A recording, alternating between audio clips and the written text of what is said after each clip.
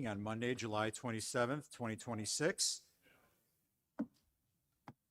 We have several in memories this evening that we are going to start off, though, with Councilmember Kavanaugh with our first in memory of. One of our longtime instructors at the Amherst Center for Senior Services, Michael Harris, died unexpectedly this month at 67. Michael was an active instructor at the Senior Center since 1993, teaching history and art classes. Michael is perhaps best known for the tradition that his students eagerly anticipated, crafting an original parody song for each course he taught and performing it during class. His clever lyrics, wit, and musical talent brought smiles and laughter to every session, making each class a truly memorable experience. It was just one of the many ways he shared his gifts and created lasting connections with our members. I would just like to add, I mostly knew Michael in the context of his position as a longtime soloist and singer at the Unitarian Universalist Church of Buffalo and Elmwood, where I spent a large portion of my life as a youth group advisor, religious education teacher, board member, board chair, and he was a longtime singer and soloist for our choir, and is dearly remembered for that as well. Thank you, Councilmember. Our next recognition in memory of is Deputy Supervisor Marinucci. Thank you, Supervisor. The Swarmville Fire Company has lost 3 long-term members this month. Active member, badge number 72, was for Daniel Herberger Sr., who proudly served the Swarmville Fire Company for 60 years, dedicating his life to the service of the fire department and our community. Throughout his years of service, he held numerous leadership and administrative posts, including assistant chief. His commitment, experience, and unwavering dedication to the fire service left a lasting impact on the fire company and all who had the privilege of serving alongside him. He also was elected town supervisor for the town of Clarence for 4 years and served as a town of Clarence council member for 14 years. Exempt member and past president John Galauscher, who served the Swarmville Fire Company with honor, dedication, and pride for more than 50 years, also passed away this month. John's leadership, commitment to the fire service, and willingness to serve others helped shape the organization and left a lasting impression and legacy that will not be forgotten. We ask that you both keep the Herberger, Galauscher members, and officers of and members of the Swarmville Fire Company in your thoughts and prayers during this difficult time. Okay, thank you very much. Yeah. So we are now going to go to the invocation for Councilmember Zukawa. Yes, hello everyone. This weekend was one of my more favorite weekends in Erie County. The celebration of festival after festival after festival occurred by the Canal Fest, my personal favorite, the Polish Fest in Cheektowaga, in Buffalo, the Italian Festival, and of course, just over here on Island Park on Sunday was Bangla Fest. And for those of you that missed that, I have to tell you, you missed a real celebration of color and music. And so for today's invocation, I hope that we will all remember that America was built on immigration, on differences. And those differences shouldn't frighten us. Those differences together make us stronger, if we can reflect on that for a moment. Thank you, Councilmember. I do have one further in memory of that Councilmember Davis is going to be presenting as well. Thank you, Supervisor. Ruth Ann Weiser was a longtime member of the Swarmville Fire Company Auxiliary and a cherished part of the Swarmville Fire Company family. Her kindness, dedication, and unwavering support of our organization touched the lives of so many over the years. She will be remembered for her commitment to the fire company and for the warmth and friendship she shared with everyone who knew her. We extend our deepest condolences to her devoted husband, her family, and all who loved her during this difficult time. Thank you very much. Now I ask everybody to please stand for the Pledge of Allegiance. Pledge of Allegiance.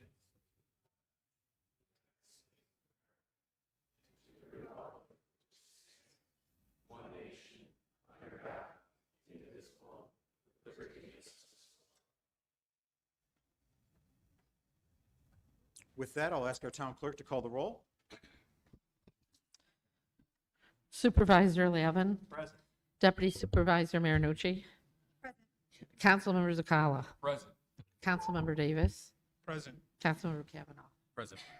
So for minutes approval, Monday, July 6, 2026, I'll make a motion to approve those as they appear. Second. All those in favor? Aye.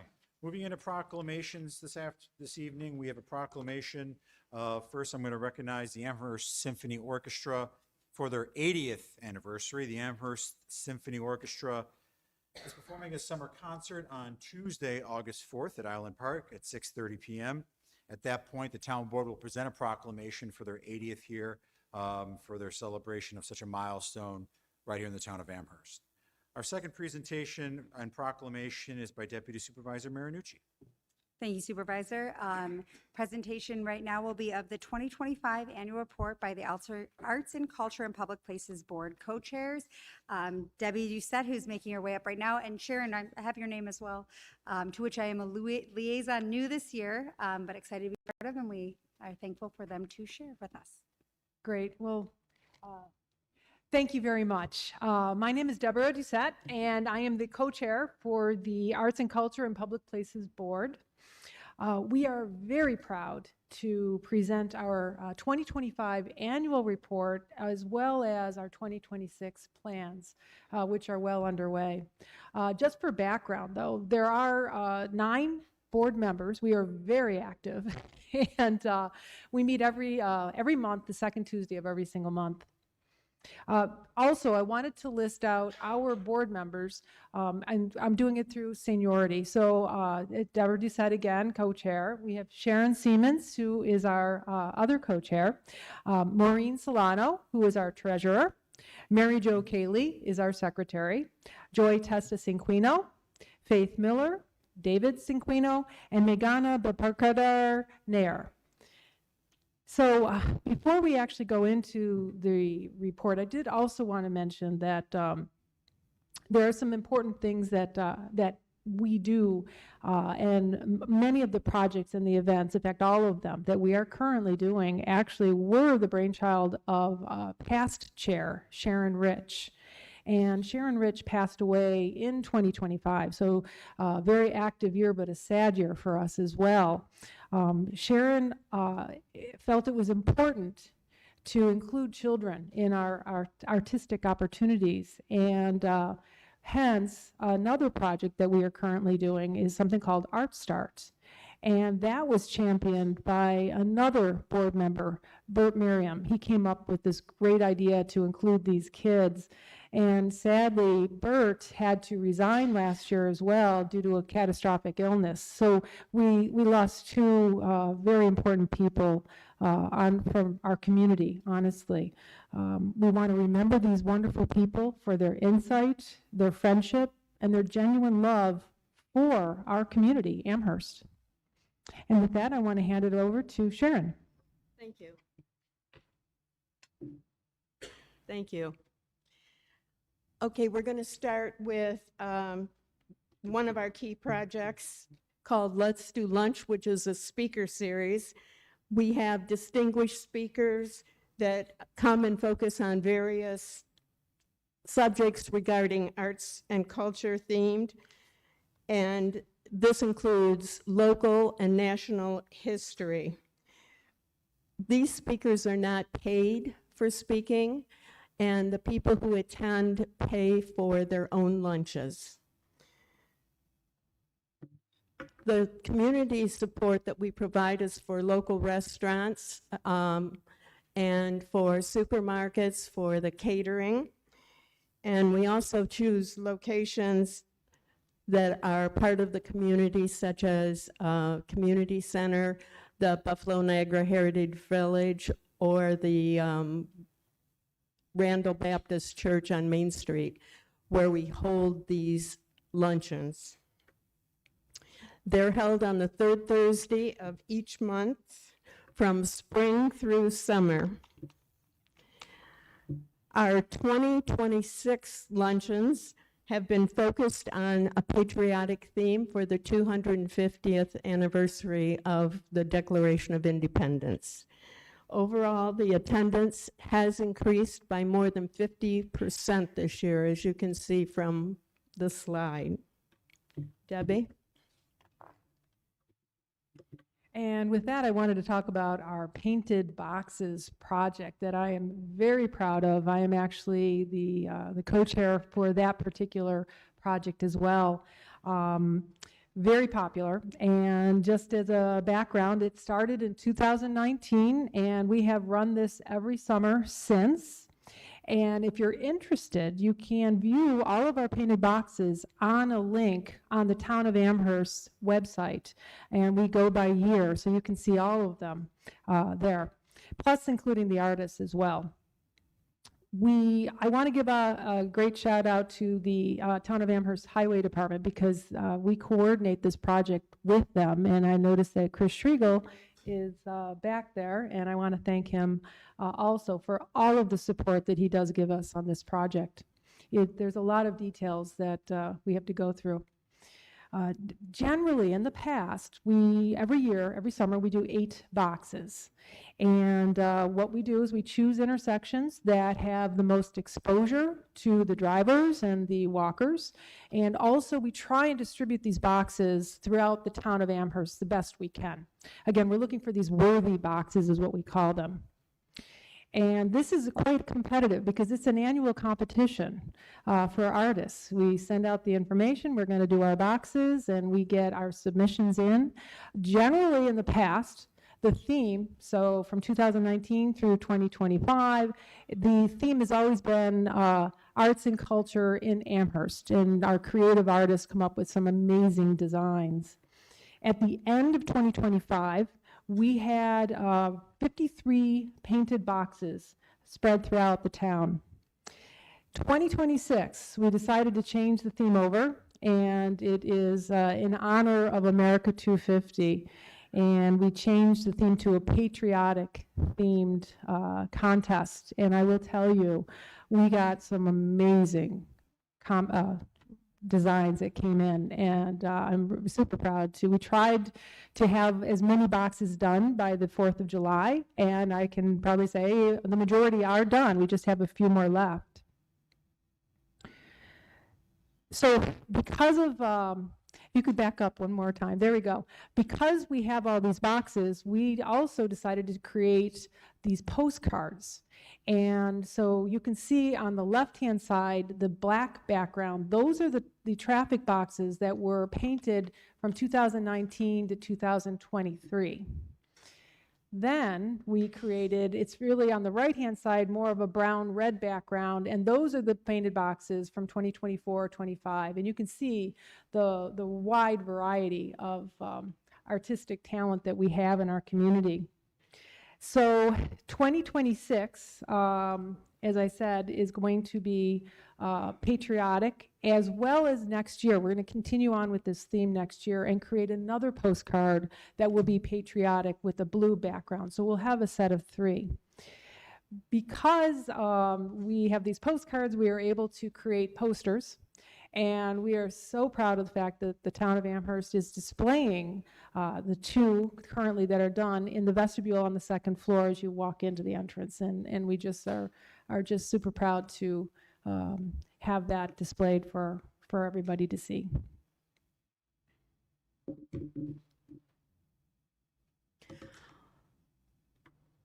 Our next project is the grants. In accordance with Arts and Culture and Public Places bylaws, we are responsible for soliciting the community for grant applications. These applications require the organization to include the reason why they're seeking a grant. And 2 years ago, we added a clause for them to have to provide us a report afterwards on how they spent that grant. The Arts and Culture makes the recommendation for the grants to the board. The board approves these grants and then takes it over from there on. The grants, along with other arts and culture grants, are part of the celebration fund on the town's budget. The 2026 applications are being solicited at this time with a deadline date of August 18th for submission. Next slide. Kite flying in Bassett Park was a project that we started in 2025. It came from a brainstorming session, however, that took place several years prior to 2025. We worked with the Great Lakes Kite Flyers Society and presented it at Bassett Park. We had over 200 people in attendance to that, and it was also another opportunity for us to do an art start table for the children. 165 children participated in doing crafts, which were included coloring, wooden crafts, and also kite making kits that were furnished by the Great Lakes Kite Flyers Society. I will tell you, people absolutely loved it. They came with chairs and their lunches and stayed and watched. It was very entertaining and a lot of fun to see the kids out there trying to fly their kites. In 2026, we plan to continue this project, and we're teaming up with the town at the Town Harvest Festival on September 26th.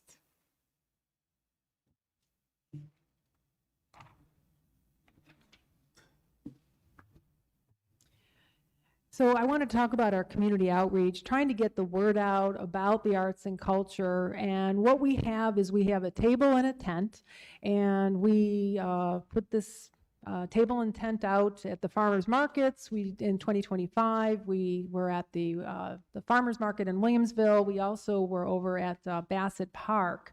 What we do is we try and display all of our projects. We also have an informational bag that we hand out to adults, and we hand out the postcards that are in that. We also have our Art Start table for the kids. Again, we do all of the various projects, and they are just a great hit when we do these things. In fact, in 2025, we had over 300 children just at the farmers markets doing these crafts. In 2026, we are doing Everything America 250, and it's all patriotically themed. In addition to the information packets that we hand out, we were also able to secure some stars from Ace Flags in Depew.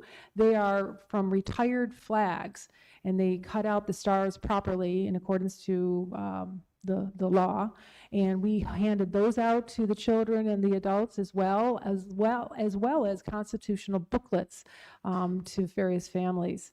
So, and then of course all of the Art Star projects were all based on America 250, and we are still well, we're almost done with July, but we've got this coming weekend for the July. So again, on behalf of the Arts and Culture and Public Places Board, we do thank you very much for your time and your ongoing support. We do appreciate it, so thank you. Thank you very much.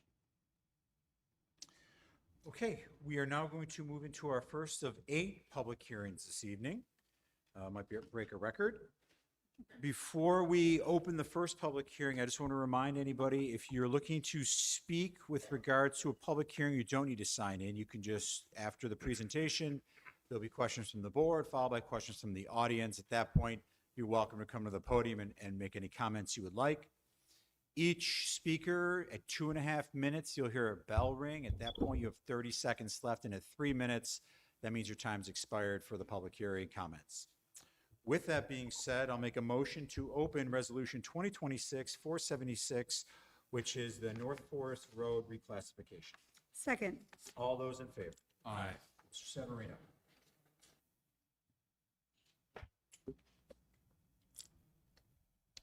Good evening. Supervisor Levin and members of the board, I'm Rob Severino from RAS Development 1 LLC, the petitioner tonight. As you recall, I made a presentation to this board last month, June 22nd. At that point in time, it was decided after that presentation that this hearing would be kept open until we could submit some more information to the town board and the town staff for review. Can you go to the next slide, Tim? So I'll briefly provide an overview from what was presented last month for sake of time. So the site is immediately adjacent to UB's North Campus. It's near John James Audubon Parkway and North Forest Road. It actually has has a curb cut and frontage on both roads. It's near major employment, educational, residential, and commercial destinations. And the property obviously is served by an established roadway network, the I-990, Millersport Highway, Maple Road, and Sweet Home Road. Tim, next slide, please. The project site consists of just under 5 acres, 4.88 to be exact. Current uses on the site, you could see at 151 John James Audubon Parkway is a commercial office building, single story, built in the 1980s. Again, as I mentioned, the site is frontage on both John James Audubon Parkway and North Forest, and the development would consolidate the properties into a unified residential community. Next slide.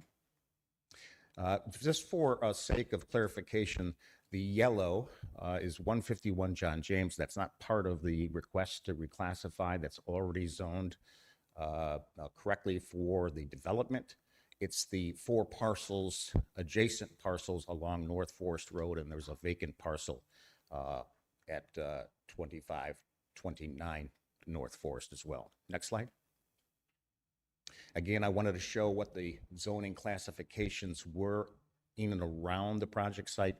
As you can see, the gold represents NCDGC. That's the classification we're asking for.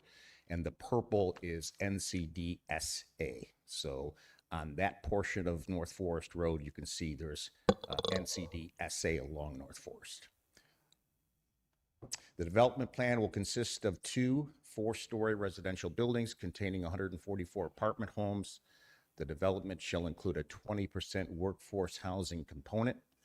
Community amenities are incorporated into the larger building in the central portion, and the plan provides a total of almost 250 on-site parking spaces.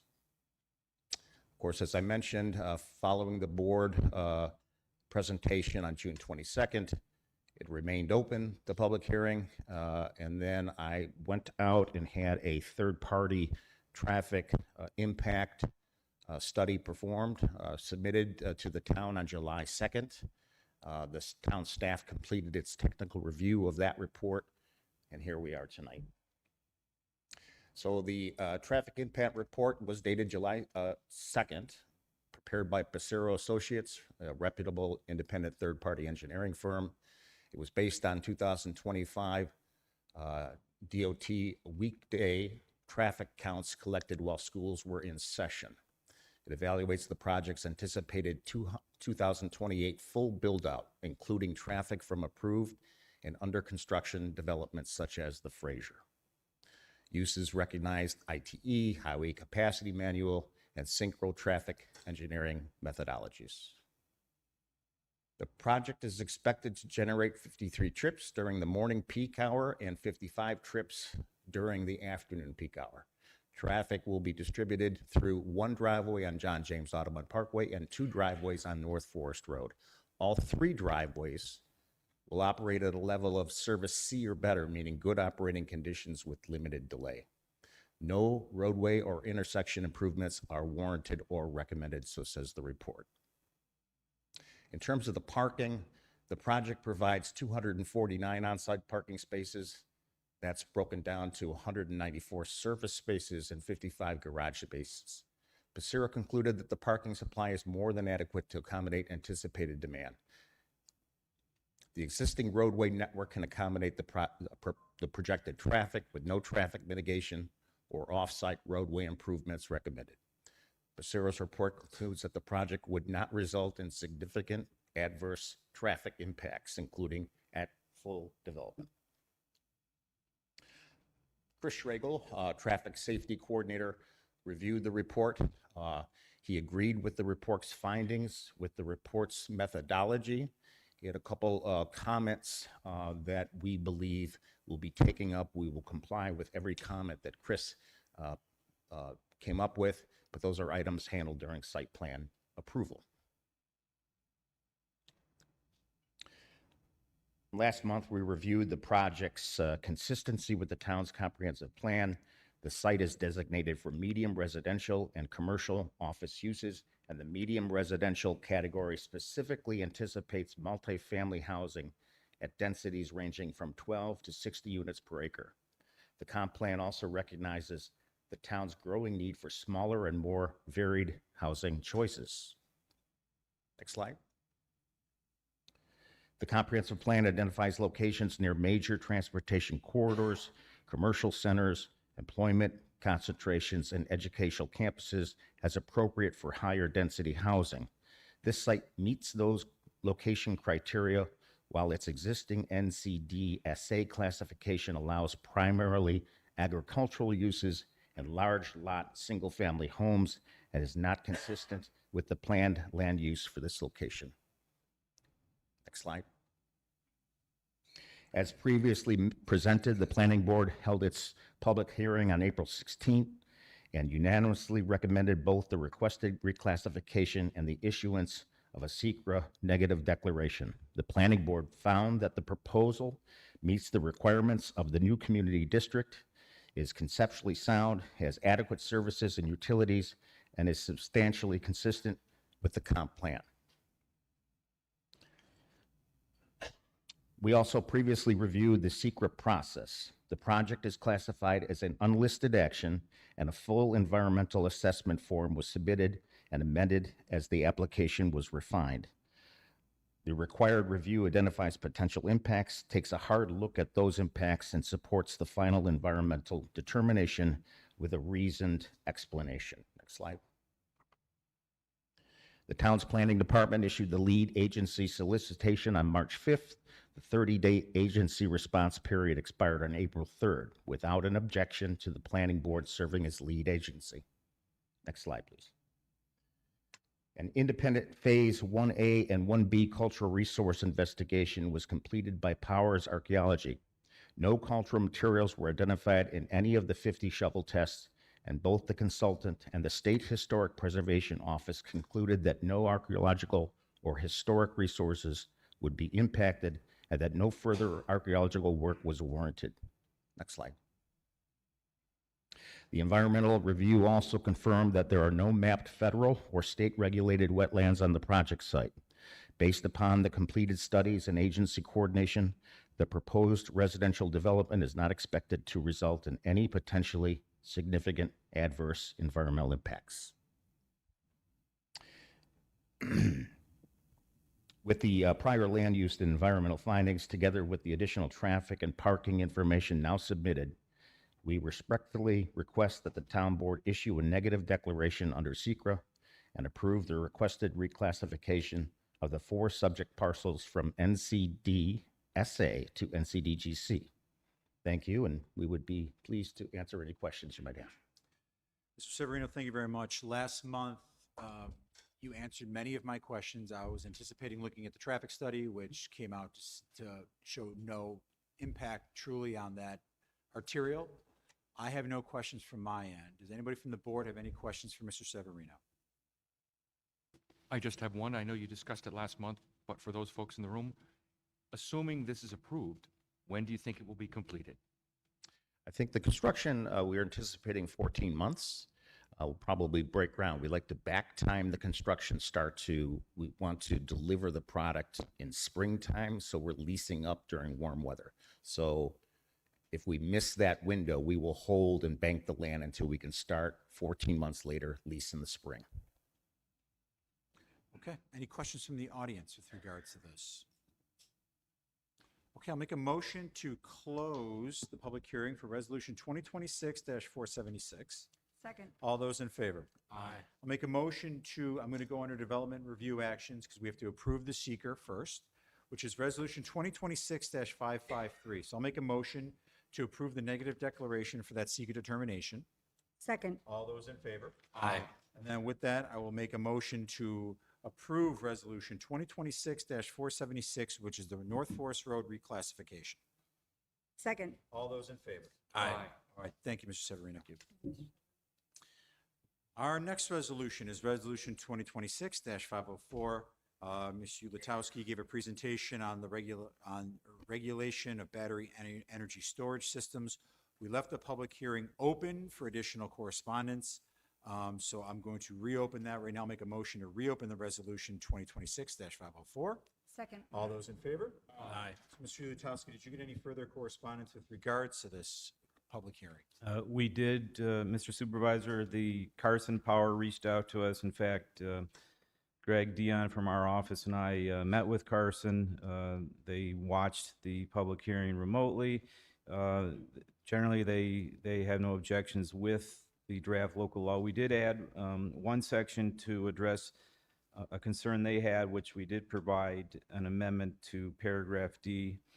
All mechanical equipment shall be enclosed by opaque fence. Mechanical equipment which is mandated by the public utility company to be located outside of the fence enclosure may be permitted by the planning board as screened in accordance with section 72-4C. The Carson Power and believe that the way the law was written without this amendment would have been harmful for their ability to actually put required reclosers and GOABs, which are ground-mounted mechanical equipment that the utility company has to service outside of their enclosure. We did not find this additional amendment to be that objectionable since we still can screen it. The height of these structures would be approximately 4 feet in height, so we believe we can accurately screen it. And so with that said, that was the only additional amendment we made to this proposed local law, and we ask that if you have no questions, if the audience has no questions, that you do provide a secret determination, which we have prepared, as well as the local law for its adoption. Okay, thank you very much. Any further questions from this board, especially with regards to the amendment from Ms. Ulatowski? No. Any questions from the audience with regards to the amendment provided by Ms. Ulatowski? This was an open, this was a presentation that happened 2 weeks ago, so, but feel free to make your comments now.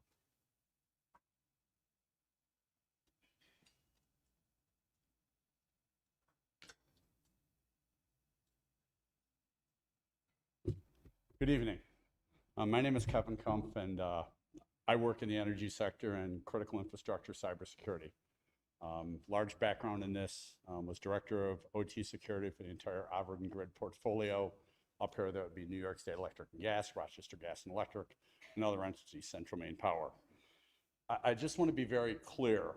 While I support this type of system going in, and I understand the need for it, I want to make sure that the board and the residents are aware of the risks, both cyber and physical, to this. We talked about the fencing here to get the infrastructure, but I want to talk about two key things: the cybersecurity and the fire hazards of these.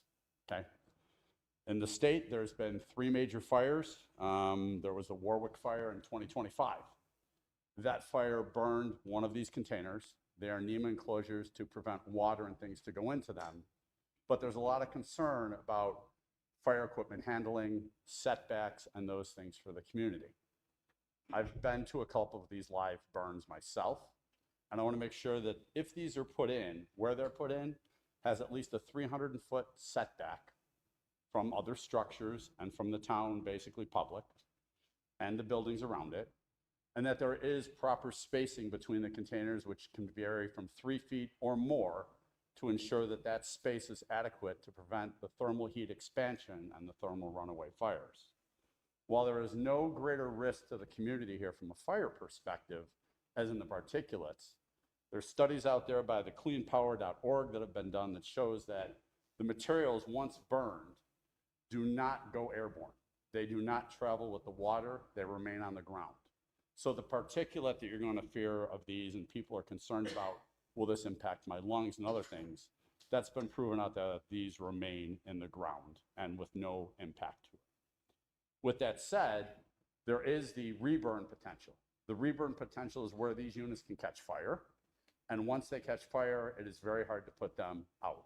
So I want to make sure that our firefighters in this community that serve us on their volunteer time are prepared how to handle these. You're seeing these systems in cars, you're seeing them now in boats, and you're seeing these type of equipment that are going to proliferate through society. One of the areas that really has done a study, and maybe I recommend that we do this from the town, is Det Norsk Veritas, DEV or DNV. They do a cybersecurity, basically risk assessment from that. Your major risks for this are from the secure access perspective, where people can get into these systems and basically change things. They're from the updates. These are foreign entity systems for the most part, where the components come from China and other areas. So there's a real concern that if they get in there, the manipulation of the system can be taken by somebody remotely and do that. And then the last one is the destabilization of the grid. We just saw in Poland where they didn't hit the large facilities, they hit the 3 megawatt smaller facilities and destabilized the grid. So we have to understand what these are going to be used for. Is it augmentation to the grid? Is it enhancement? What is the purpose of these? And I'd like to see those addressed. Okay, thank you for your questions. Thank you. Any further questions from the board, or from the audience? Please come up, state your name and address.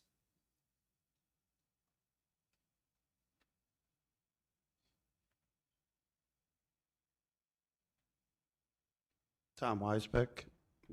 I'm just wondering, what's the total voltage of these batteries that you're putting in this building? And is it enclosed by as building? If you look at it, one of your stations down here on Main Street of National Grids, that's all enclosed for their batteries. It's 120 volts DC. So what is this going to be here? I mean, is it going to be 230 volts DC, or is it more voltage? I mean, there is definitely a hazard. If there's a, I've seen it myself. If DC is a very, very dangerous voltage. If you don't use it, if you're not using it, if you don't attend to it correctly, what's your maintenance schedule? I mean, is it liquid or is it solid? I mean, Tom, you can address the board. I'm sorry. Go I mean, the man standing next to me. I apologize, but I mean, there's risks, any type of voltage, but DC really can hurt someone very badly. If you ever seen someone get caught up to DC, I worked with the gentleman, and he got caught up in DC. It's not a good thing. We had to take him to the hospital. He lived, but it was one heck of an accident. That was years ago. So this might be different type of DC batteries. But where I worked, it was 120 volts DC, 230 in the larger transmission stations. So if this is a minor station, I don't know what this facility is about. I'd be very careful with what they want to do. They want to hook it up to the grid. What are they doing with the rest of the stuff? So I don't know.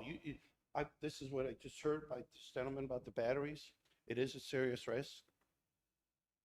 So please be patient. Do what you have to do. Look into it correctly. Thank you for your questions. Any further questions from the audience with regards to this?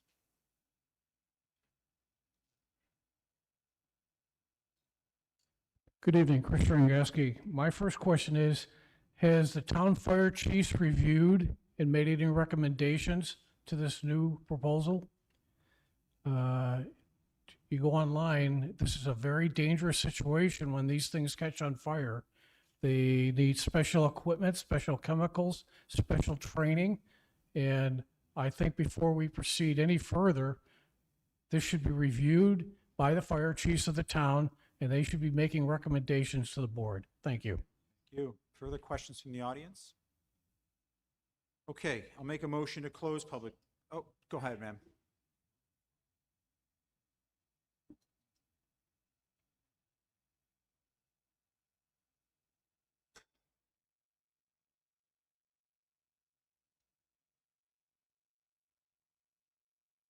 Hi, Good evening. My name is Bonnie McPeak. I am a firefighter. I have taken courses and learned about how to fight these lithium-ion batteries and everything that we have with cars and with BESS systems. It scares me. I do not want this in my community. It is not only a health risk for everyone with fires. They require massive amounts of water. We do not have the manpower to fight these fires here. Earhart would be a campfire compared to a fire this big. And where you're going to place it, where is it in regards to the community? You have water runoff, you have creeks nearby. The water and contaminants are going to go down that way. The other gentleman said that we don't have to worry about, you know, the stuff contaminating anything and, you know, any particles. Yes, you do, because you can't control the air. You can't control the hydrogen fluoride, the carbon monoxide, volatile organic compounds that are going to come off and go into our community, and people are going to breathe in without having a chance to go to a safer place. What about our surrounding wildlife and our creatures, our animals? There are low vibration hums that come from this. There are vibrations that go through the ground. And surrounding people, you're going to feel it. You're going to hear it. They didn't say that you could do it in Eden with the windmills. It happened. People can hear them constantly. They don't want them around. We don't want this around. I don't want to be dealing with another form of cancer. I don't want to worry about my community members. I don't want to go and have to fight this fire. It shouldn't be anywhere in a residential neighborhood around anything, because you may say that we can contain it, but batteries degrade. Leave a battery in a flashlight, it is going to corrode. Something is going to happen. That is going to happen with these systems. How do you change it out? What do you do for that? We need to think about the community as a whole and our safety as a whole, not just our firefighters, our manpower, just our wildlife in general, just everyone and people that are down the line. That's all I ask, is that you just please look into the safety. Thank you. Thank you. Further questions from the audience? Okay, I'll make a motion to close the public hearing for Resolution 2026-50. Second. All in favor? Aye. So, yep, Jan, if you'd like to answer some of those questions, by all means, feel free. So, first of all, I want to thank everyone that took an opportunity to voice their concerns. There are risks, as we indicated at the last public hearing. As we also indicated, the new fire code recently adopted in New York State is one of the most rigorous codes regulating battery energy storage systems, and we're going to continue to rely on the rigor of that state law. Yes, the fire inspectors have reviewed this. This is a local law. We're doing it incrementally. We share concerns for risks. That's why we're doing this incrementally and only allowing these uses within the research and development district and the general industrial district. Lastly, concerns for placement will be discovered during site plan review and approval by the planning board, where additional public feedback will be heard for any particular location chosen. One additional thing with respect to fire safety, the new fire code of New York State for battery energy storage systems requires an emergency response plan to be prepared. That will be a requirement at site plan approval with the concurrence of the fire inspection staff. Additionally, should there be an event, the industry must have an on-site personnel expert in dealing with the event within 4 hours and constantly manage the event. And as I indicated at our last public hearing, the technology is increasingly advancing to prevent thermal run, and we're confident that our local law does its best to try to address these public safety concerns, and that's why we're doing this incrementally. Jan, thank you. I just want to be clear with everybody. This is a law that doesn't currently exist on the town code, thus getting ahead of what people can currently do going through planning board. Is that right? That is correct. All right, so this what this does is put some guardrails up for these systems, which people could do right now anyway. They cannot do them as a principal use, so the utility grade principal uses are not permitted. Accessory uses to solar, they're permitted right now. So based on the technology that's moving is pretty fast, this just puts some guardrails on where we're going. Is that Yeah, right? we are preparing in advance of what we believe will be something coming to our community. And then I would also tell some questions we came up with regards to setbacks. Anybody is welcome to look at the local law, which is online. Setbacks are at 500 feet versus the 300 that was requested. All these systems, law 6-2-5 requires the fire safety inspectors to make a determination on these batteries as well. So anybody who has an interest in this project, I would encourage anybody to watch our YouTube video from July 6th.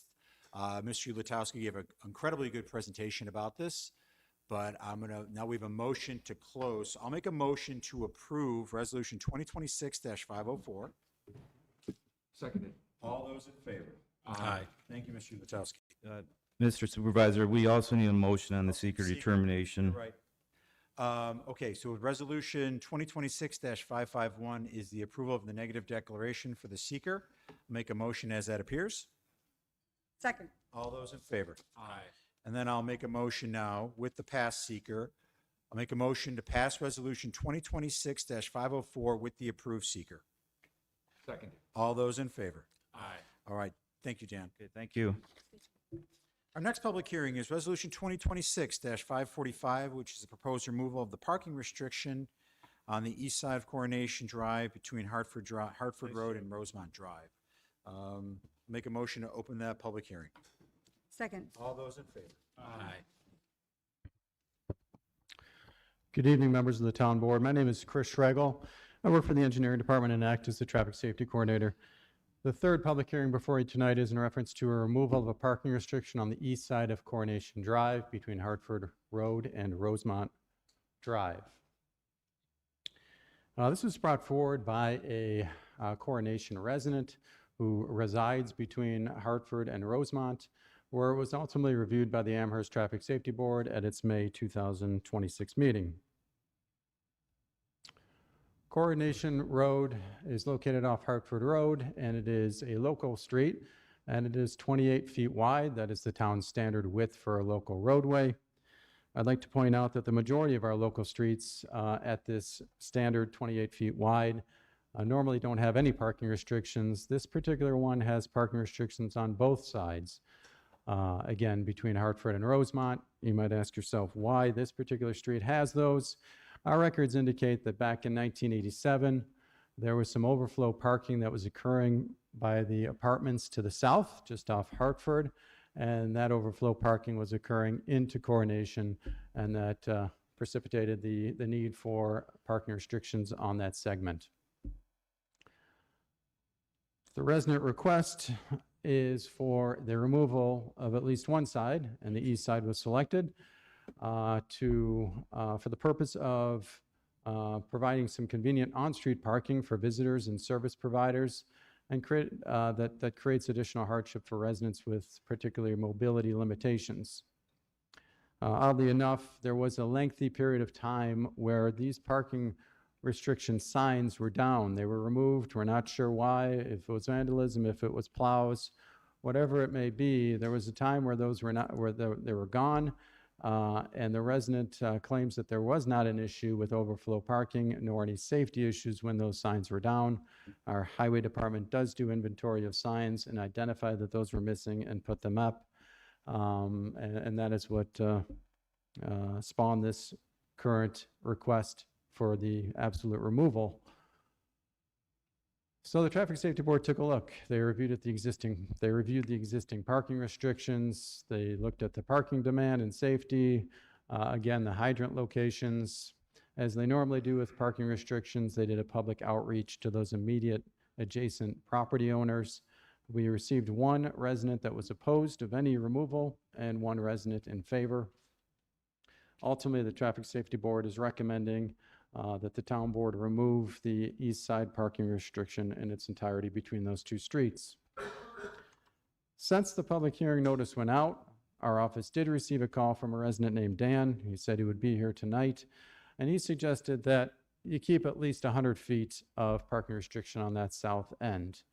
The reason is he says that vehicles are heavily trafficked on Hartford Road, and during that time, there is a queue that happens on Coronation, and a two-sided restriction would help the intersection in terms of the functionality to keep it clear from turns in, turns out. Following that call, we did a 1-hour count during the AM peak. We did not observe any time period where there was any queue. In fact, we only counted 44 vehicles within that 60 minutes. That's less than 1 vehicle per minute. So our office did not see a need, granted it was just a singular hour, a need to keep that intersection clear. But as I promised the resident, I did suggest that I would put together a draft amendment should you go that direction. So that's here should you need it.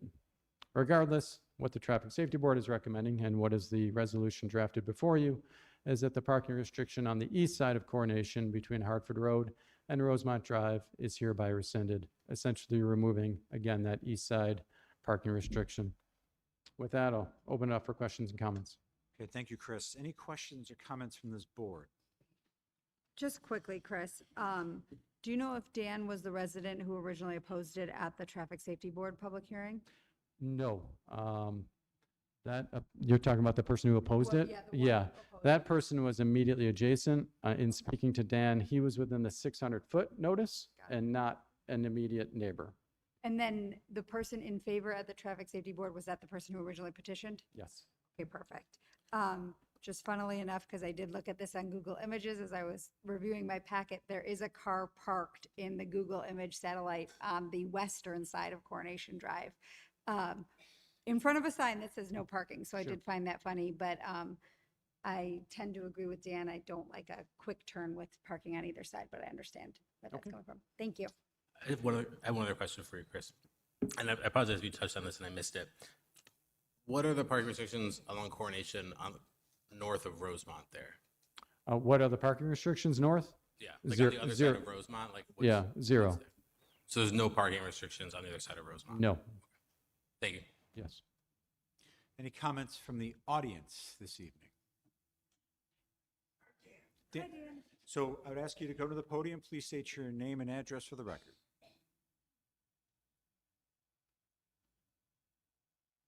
Yes, good evening.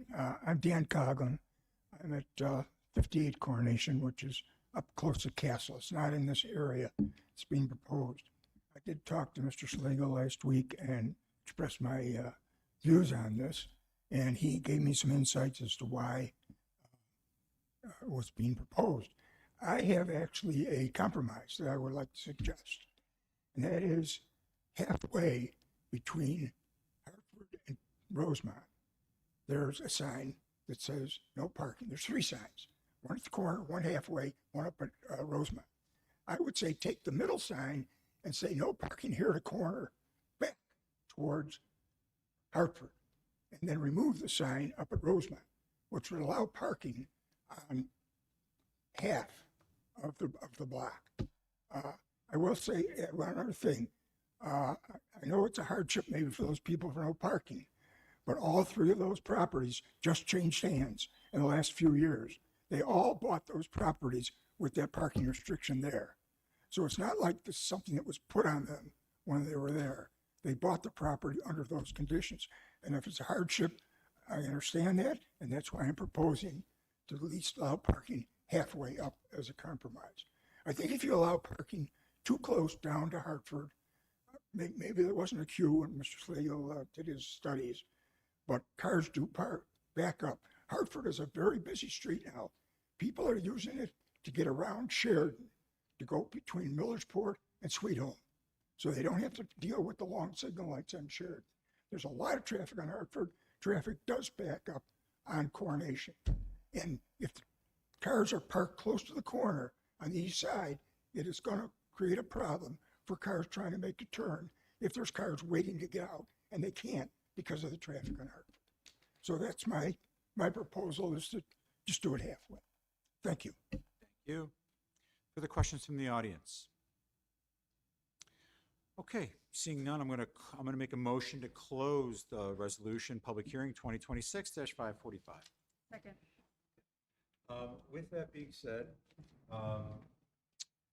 so let me start with making a motion to approve the Amherst Traffic Safety Board's recommendation for Resolution 2026-545. Second. Okay. Second, on the question.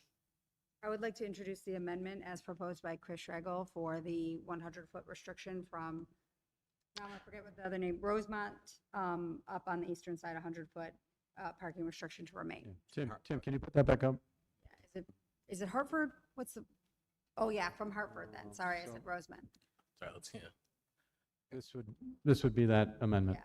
Yes, please. So we have an amendment, we have an amendment to the resolution in front of us. Is there a second? Second. So we have a second to the amendment.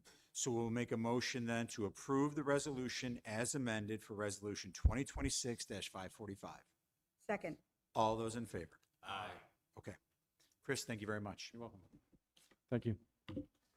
Thank you, Chris. Our next public hearing is Resolution 2026-546, which is the repeal of Chapter 22 of the Code of the Town of Amherst Foil.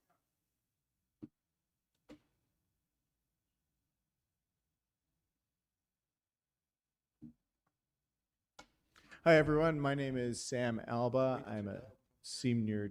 Are we open yet? Hold on, let me open the public hearing. So I'm going to make a motion to open the public hearing for Resolution 2026-546. Second. All those in favor? Aye. Sam, the floor is yours. Hi, everyone. My name is Sam Alba. I'm a senior deputy counsel in the town attorney's office.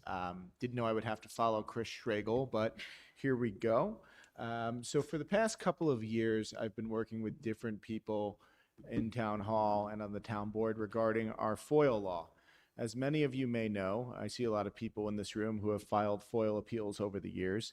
We have this very unique two-tiered FOIL appeal process where if your FOIL request is denied, you appeal to the town attorney's office, and then you can appeal to a FOIL board. And that proved to be a little bit confusing and prohibitive to certain people and provided less than equitable results. So we looked at this local law, tried to figure out how we could improve our freedom of information law.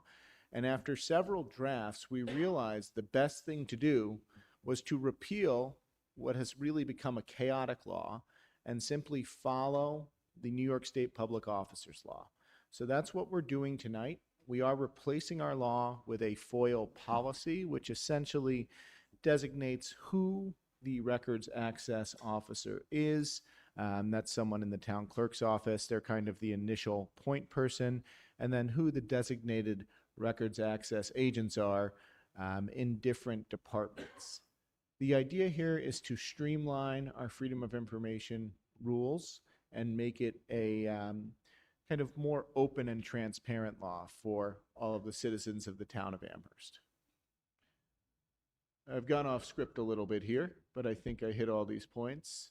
So highlights of our new law, we're going to follow New York State Public Officers Law, sections 84 to 90, which detail the freedom of information in New York. There's also a robust advisory opinion database on the New York State Committee on Open Government website, which we regularly consult and will continue to use. In the event of any conflict between our policy and New York State Public Officers Law, obviously the New York State law controls, but hopefully there won't be any conflicts because we tried to really simplify this. As I mentioned before, there will be one records access officer. Appeals will go directly to the town attorney's office, and they will be final upon written decision of the town attorney and/or their designee. We also submitted this policy to an attorney at the New York State Committee on Open Government who provided comments and additional revisions. I'd also like to thank Councilmember Marinucci for being instrumental in bringing about these changes, providing extensive red lines to the local law, and overwhelmingly agreeing with our decision to just repeal and replace with a policy. I'll be around to ask any questions if anyone from the audience has them. Thank you. Okay. Or town board members. Thanks, Sam. Any questions from the town board? Deputy Supervisor. I'd just like to thank Sam for the amount of work and putting up with my red lines. But I also want to give a massive shout out. I know she's not here, to Kristen O'Neill from the Committee on Open Government. I've attended several of her webinars and I find it fascinating and really interesting, which is why this is one of my pet things. But I know that she provided significant guidance and review to the town attorney's office. And I am thankful for the work on the Committee on the Open Government and to make sure that we are in compliance with FOIL and providing access to the records as we should be to our residents. So thank you for this work. I know it was tedious at times, but I'm excited to be moving forward and make it easier and less complicated to understand. Thank you. Further comments or questions from the board? Questions or comments from the audience with regards to Resolution 2026-546? I'd ask you to state your name and address for the record, please.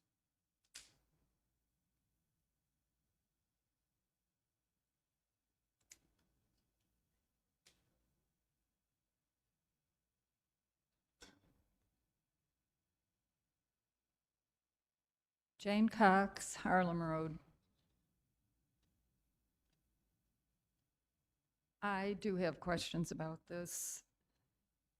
The current Amherst law requires a response to a FOIL request to be done within 5 days and describes the procedure to follow to appeal if the access to records is not granted or is denied within 15 days.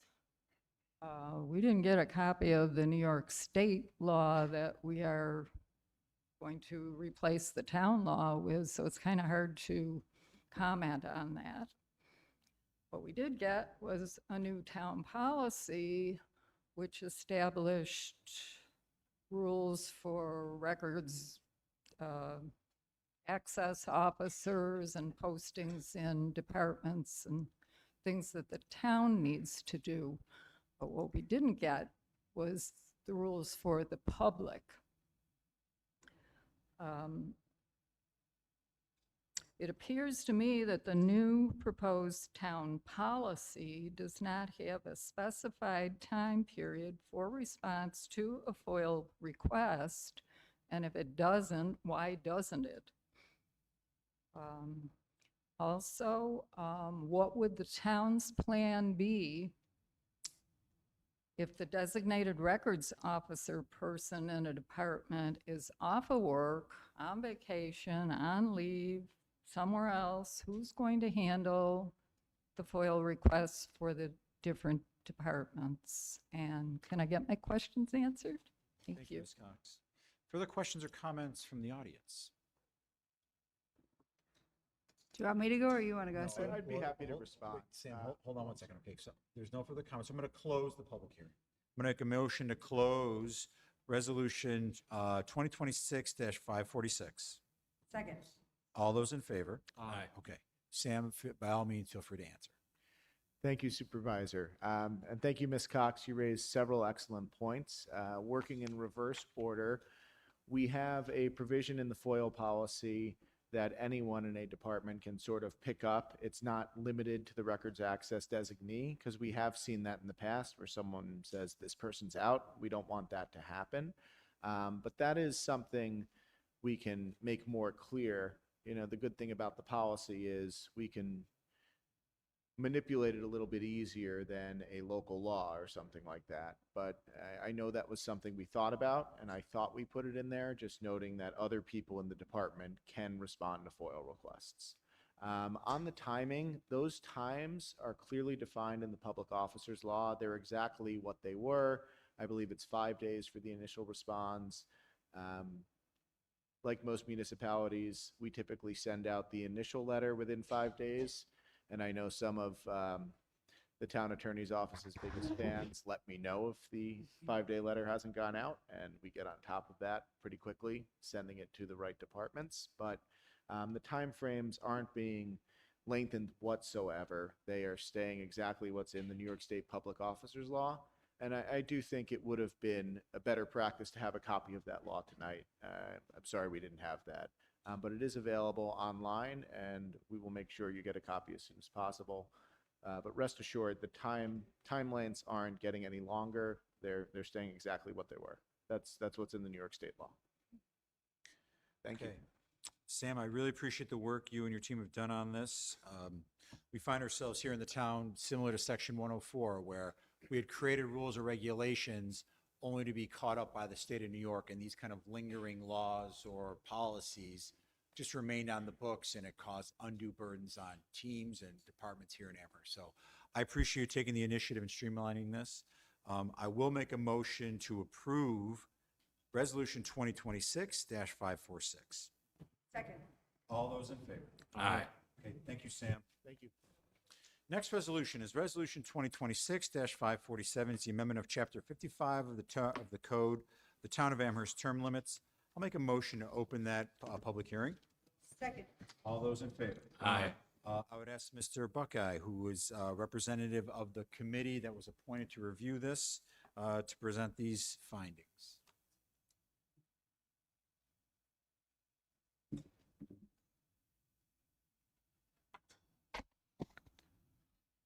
Good evening, honorable members of the Amherst Town Board. My name is Craig Buckeye. I reside at 104 Sunburst Circle, East Amherst, New York, 14051.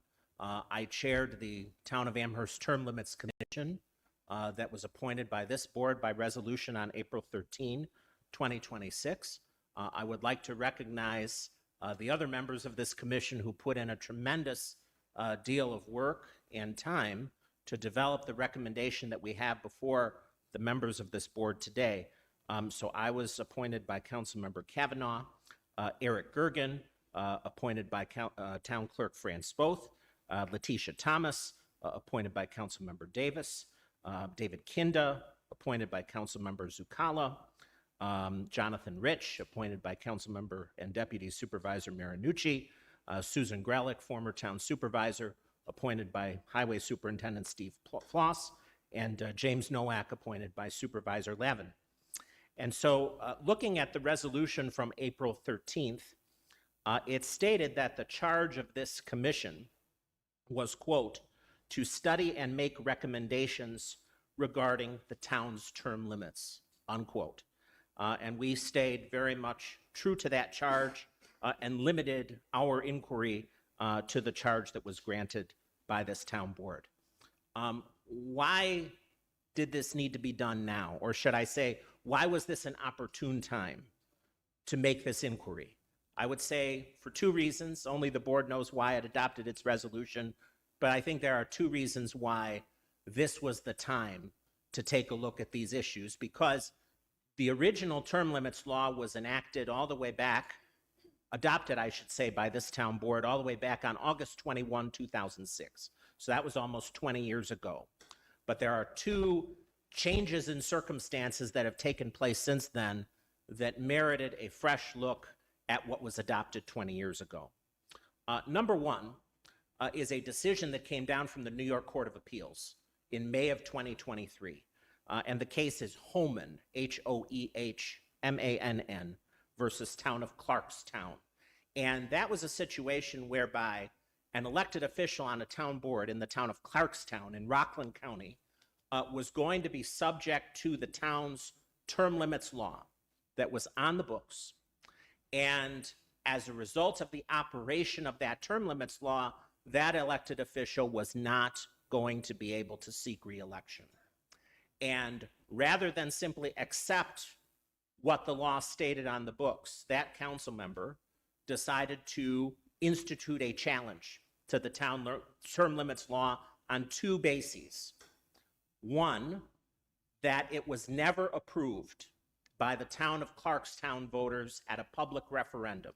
He took the position that under New York's Municipal Home Rule Law, Section 23, that in order to have municipal term limits, that they needed to be adopted at a public referendum, and simply having an adoption of a local law by the town board and by no one else was not valid to bring those term limits into effect. And the second argument that he made in that lawsuit was that in the Clarkstown local law, there was what I would call a supermajority repeal provision, whereby it said that only a supermajority of the town board could ever vote to repeal the term limits law that was on the books. And he said that that was a violation of state law as well.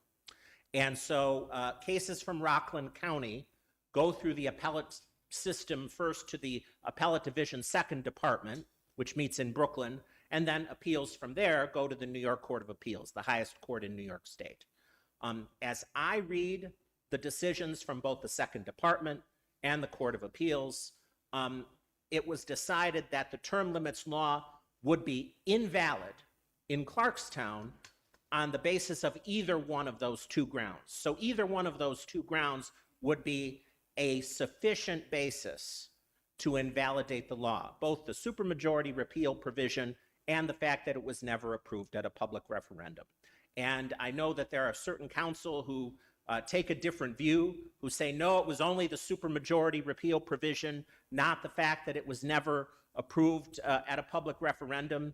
We as a commission took a close reading of that Holman decision.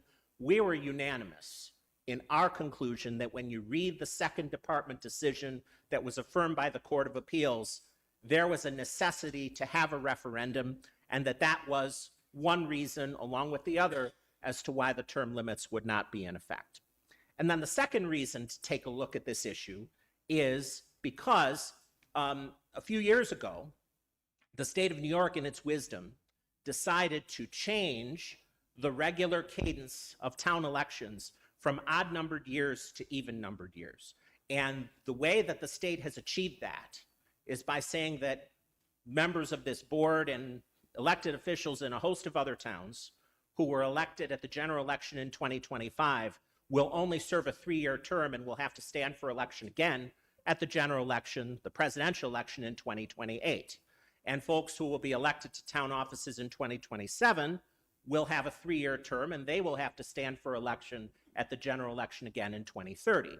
And the way that the Amherst town term limits law is written from 20 years ago assumes that all terms will be 4 years in duration, rather than this prospect of having 3-year terms. And in fact, the way that the 2006 law is written is that elected officials are limited to 2 consecutive 4-year terms. So it assumes that the terms are going to be 4 years and did not contemplate the possibility that you could have, as we're going to have right now, where a series of terms are going to be 3 years to bring the cadence of elections to the even-numbered years.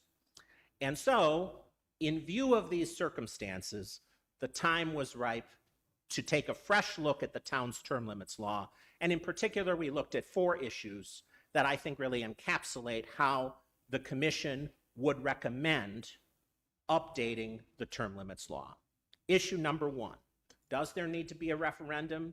The commission's view was unanimous that we would recommend that a referendum should take place, and that under the Holman decision, because no referendum took place on the term limits law from 2006, that in fact, the term limits law never took effect and is not in effect today, and that the only way a term limits law could take effect would be by means of having a referendum.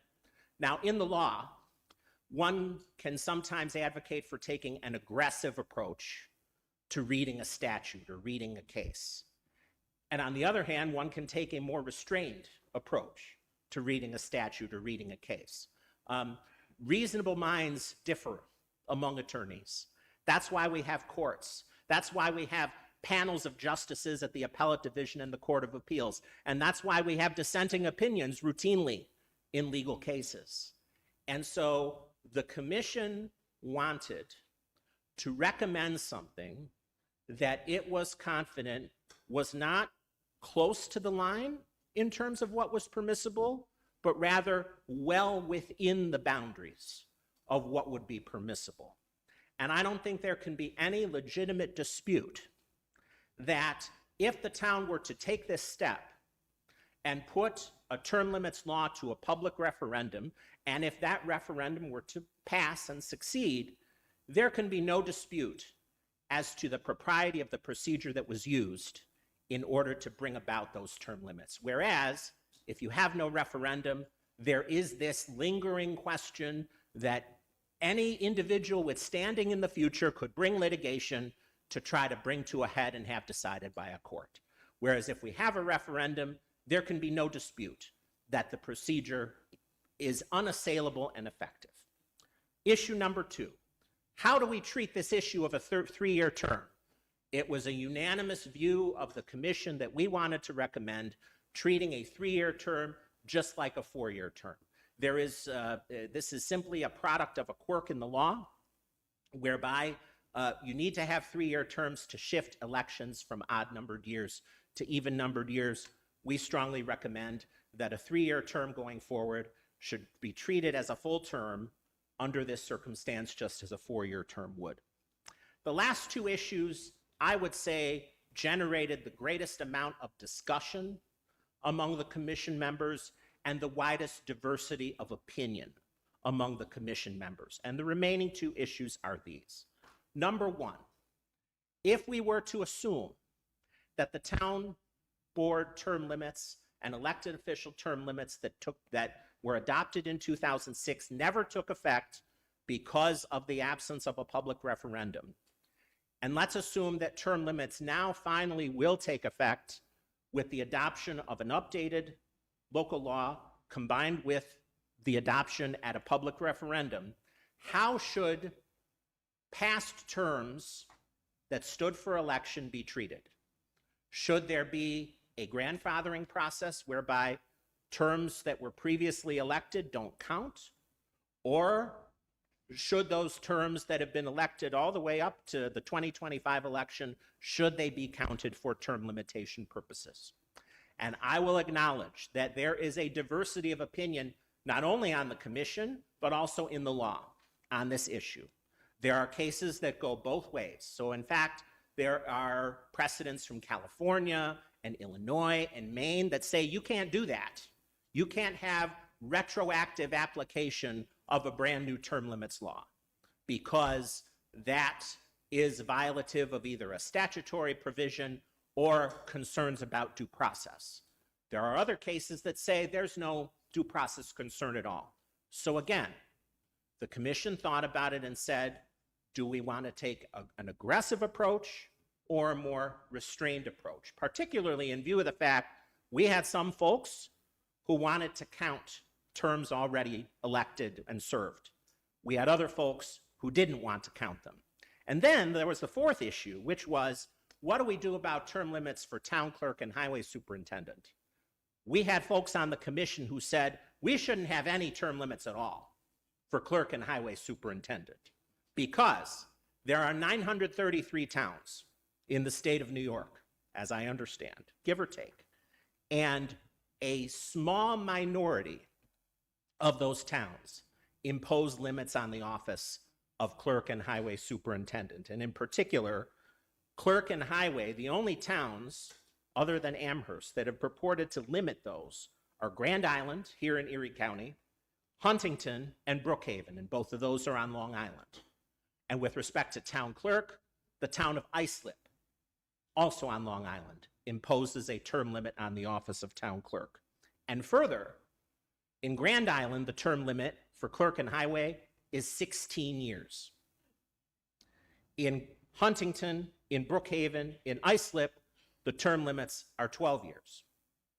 And just as by means of juxtaposition, in the town of West Seneca and the town of Tonawanda, they exempt clerk and highway superintendent from the term limits that they have in effect with respect to their council members. So again, we had a diversity of opinion as to whether there should even be term limits at all for those offices. But what we were able to see is that Amherst was an outlier among towns in the state of New York to impose an 8-year term limit, as is purported by the 2006 law, on clerk and highway superintendent. So in view of the diversity of opinion, I, as the chair, encouraged the commission members to try to come together and reach a compromise, because I firmly believe that you may want to get the whole loaf in terms of what you want from a policy perspective, but it's better to have half a loaf or a partial loaf than no loaf at all. And I know some people don't necessarily view the world in that way, but that's how I view the world, because I thought it was important to try to come together and build consensus among the commission members. And so we had discussions, and it was decided that we should proceed in the following way in terms of a recommendation. Number one, to say, as was true with the law adopted in 2006 that's on the books, we're not going to count terms for which elections already took place. And in fact, on August 21st, 2006, I was in the room that day, there was a special vote on the issue of whether old terms should be counted. And it was the strong recommendation at that time of the town attorney, Thomas Jones, that they should not count. And in fact, it was a 4-3 vote. Councilmember O'Laughlin said they should not count. Councilmember McGuire said they should not count. Councilmember Kindle said they should not count. And in reliance on legal counsel, I'll acknowledge my mother, Deborah Buckeye, also voted that they should not count. And so there is precedent for taking that position. And so the commission decided that it was comfortable recommending that old terms should not count or terms previously elected should not count, but at the same time, that there should be term limits for clerk and highway superintendent, and that term limit should be 12 years, consistent with most of the towns, aside from Grand Island with 16 years, but most of the very few towns that impose a term limit for those offices impose a limit that is 12 years rather than 8. And so on that basis, we came together, and given all of these policy decisions in a bundle, I'm proud to say that the commission did make a unanimous recommendation to present a proposed local law that would incorporate these hallmarks. And again, the goal was to stay well within the bounds of what the law would allow, rather than to take an aggressive position. And I can respect attorneys who take an aggressive position, an aggressive reading of the law. That was not the commission's objective. We wanted to make sure that what we were recommending was well within what we were confident we could recommend to this board. And on that basis, I'm happy to answer any questions that the board may have. I think we'll have several. Let me just start by saying thank you. Thank you to you and the committee to take on this endeavor. It's clear you did the work and the research, the history. It's not easy putting yourselves out there in a kind of contentious situation. So I made an appointment. I didn't know the individual. I called the Amherst Chamber and said, "Can you do it?" And he said, "Sure." So taking that on is a big deal. And it took a lot of your time and effort. And we're very grateful for your recommendations and for the work you put in. I have read this over. I have no issues with what you proposed to this board, but I'm sure the rest of the board has questions. So anybody at the board who has questions for Mr. Buckeye or comments, now is the time to ask them. Thank you so much, Mr. Buckeye. My question is simple, but I know your answer was rather long, but I'm looking for a much shorter answer right now. Is it the policy or is it the belief of the commission that we appointed that as of this moment, there are no term limits in the town of Amherst? Yes. Okay. Further questions from the board? Yeah, I have a couple. I also, I appreciate all the work you put into this. Obviously, you mentioned that I appointed you. I think, our priorities were putting people in there that you have the tremendous professional experience in this realm, and so I really appreciate your hard work on this. I am not a lawyer. I'm like a social worker, which is like the opposite of a lawyer. I spend a lot of time around them. So I apologize if these are like not, these are kind of like inane questions, but I just want to make sure I fully understand everything. So first, essentially what you're saying is that the priority was to ensure that whatever was put forward was as legally defensible as possible. Is that basically, and as firm legal ground as possible as you could? That was certainly a concern of our deliberations, yes. Okay, I just want to make sure I understood that. And then based on, I know obviously Councilmember Zuccollo just asked a question about the current law. And I might have missed this when you were presenting, but in terms of the 3-year terms, so those will be treated, I believe the language is they are shortened by an act of the state legislature like these were, Yes. that they would be treated as a full term. Yes. Is that correct? Yes. Okay. And then my final question is just, based on the current law right now, again, I believe the language is 2 consecutive 4-year terms. So my understanding is that, Councilmember Davis, Supervisor Lavin, and myself, who were elected into our positions just of last year, that we would have been eligible to essentially serve the same amount of years under the current law as a 3-year term and then 2 consecutive 4-year terms as would be here. So it's not necessarily changing anything for the 3 of us. Well, to take that reasoning to its logical extension, Councilmember Marinucci was elected at the general election in 2023, Deputy Supervisor, my apologies. And then if she were to run for re-election, she would run for re-election in 2027 to serve a 3-year term. And then, because it wouldn't be 2 consecutive 4-year terms, an argument could be made that the deputy supervisor could run again in 2030 and 2034 and serve until the conclusion of 2038, when my son entering 2nd grade will be in college. So this was the time to do something about that aspect of the law that, in fairness, never could have been foreseen back in 2006, because it was assumed there were going to be elections taking place in odd-numbered years rather than even. I just want to jump in really quickly to my husband. If you are listening, that was never my intention, because I would love our marriage to continue to survive. My other question is related to that one. Even if the legality of the current, I guess this part's not so much a question, but even if the legality of the current law was not an issue at the referendum, I think I feel pretty confident that we would have wanted to make sure there was some legal clarification on how those 3-year terms were handled regardless, right? I think, at least for me, I'll say that I think I would have wanted that regardless. So I really appreciate that that was taken very seriously. And then my question for you on that is, obviously, you recognize there's a diversity of legal opinions. I was raised by 2 lawyers. I'm very familiar. But would you, obviously that's one legal sort of way of reading the law, very plain reading, logical.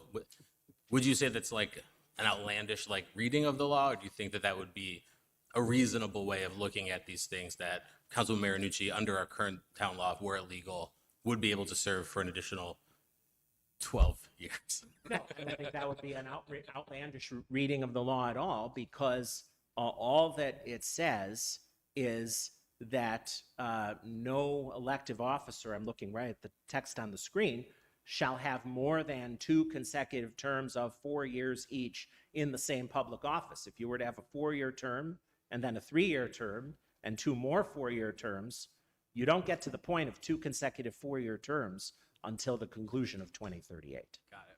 I guess my question is, I guess my sort of reason for asking that is, again, even if the referendum was not in question, we have an issue there that, we have a current board, but also we have people who could be elected next year new, and we want to make sure that those people are very clear on what they're getting themselves into, because, we want to make sure we have our understandings of the law. We read it, had conversations about this, but, someone who is elected next year, if we left the current law on the books, again, would have been able to go in and serve, again, this currently 11 years. To be clear, I'm not a judge. Yeah, this is just... And I have gone in front of judges in my litigation practice where they rule in my favor, and then there are times where I feel strongly about my arguments and the judge rules against me. Just because I may have an opinion doesn't mean that the finder of fact or the finder of law may have a different opinion. And as I said, lawyers, reasonable minds may differ, but I don't think there can be any legitimate dispute that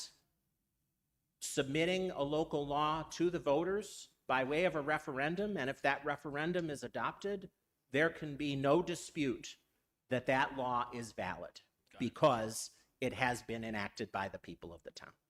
And then my last question is, you said this, Councilman Zerkala asked, I just want to clarify, that I believe the way it was phrased was that the town of Amherst currently has no term limits law. My understanding of that would be, if anyone were to challenge it, it would be legally indefensible based on this decision, essentially. Well, I wouldn't go quite that far to say legally indefensible, because, I'm familiar with other commentators who have different points of view. As I read the Second Department decision and the Court of Appeals decision, in my view, it it should be without dispute that there needed to be a referendum, but I am familiar with other counsel who say, well, when you look at the Court of Appeals opinion, there really isn't all that much of a focus on the issue of the fact that there was no referendum. The Court of Appeals keys in much more closely to the fact that there's no supermajority appeal. My response is the Court of Appeals affirmed the second department, and the second department was quite clear that the lack of a referendum adoption was an additional reason why the term limits law in Clarkstown could not stand. So what would happen if nothing were to be done is anyone withstanding at any future time would be able to commence litigation seeking to invalidate the law that's on the books right now, and then it would go in front of a judge. And so this way, the town, if it were to update its local law and put it in front of the voters, and if it were adopted at a referendum, the town can get ahead of the issue and make sure that there is no uncertainty as to whether the term limits law adopted in 2006 is in effect or not. Thank you. Okay, further questions or comments from the board? I have one question. From your knowledge, are there any other towns in New York that have done what we did here with the term limit commission? And if so, what was the outcome? I'm not aware of any other towns that had a term limit commission. I can tell you, council member, that, for example, in the town of West Seneca, there was within the past couple years a great amount of debate at a town board meeting where different opinions were expressed for and against. West Seneca decided that they wanted to have a term limit for council members only, and then that was approved at a referendum. Whether they had a commission or not, I don't know the answer to that question. Deputy Supervisor? Hi, Craig. Thank you. I don't even want to guess what your hourly rate is. So on behalf of Amherst residents, for your volunteer service, the volunteer service of all of those on the commission, my particular appointees' volunteer service, I really appreciate the effort, the work, the comprehensiveness of your decisions. I have a couple things. I did read the West Seneca minutes from when they, their board minutes from when they put this up for a referendum after the Holman decision. And they made the same decision that your commission is recommending of not counting previous terms. I'm assuming for the same due process reasons, although the minutes didn't go in too much depth. But I did note that because that was one of my big questions here. Additionally, I do want to clarify that on how it would go forward if I have two colleagues that are at the end of the 2 4-year terms at the end of 27, and there's an election next year. If one of them were to choose to, circulate petitions to go on the ballot next year, which would result in a lawsuit, we, as the town of Amherst, would be the defenders of that lawsuit. Is that correct? Potentially, depends who gets sued, but I mean, if I were counseling a client in that situation, I would say, absolutely, you should name the town of Amherst because it would be a necessary party to any such lawsuit. Can you just confirm for me, in your knowledge, how the town of Amherst attorneys are paid, via what source? Tax money. Okay, so preventing litigation would save taxpayer resources? Of course. Even if our town attorney, who I've spoken to at length about this issue, agreed with the lawsuit, we would still need to answer it, prepare briefs, and respond to the litigation. Is that correct? Of course, and any time the town attorney would spend doing that is time that the town attorney isn't spending on other things that the town attorney could be spending time on. Thank you for that. Yes. But I think there's a ton of free time in the town attorney's office, if I... In between naps. Yes. And then I do just want to go back to what Councilmember Kavanaugh said. So 4 + 3 can never equal 8. Is that correct? Not in the universe that I'm a part of, no. Not in my universe either. So there is no way for me right now, first elected in 2023, up for potential reelection if I choose to run, and the voters would vote regardless. But in 2027, I cannot run for another 4-year term. Is that correct? Well, In 27, the only option. any terms that are on the ballot in 2027 for a full term are for 3-year terms, not 4.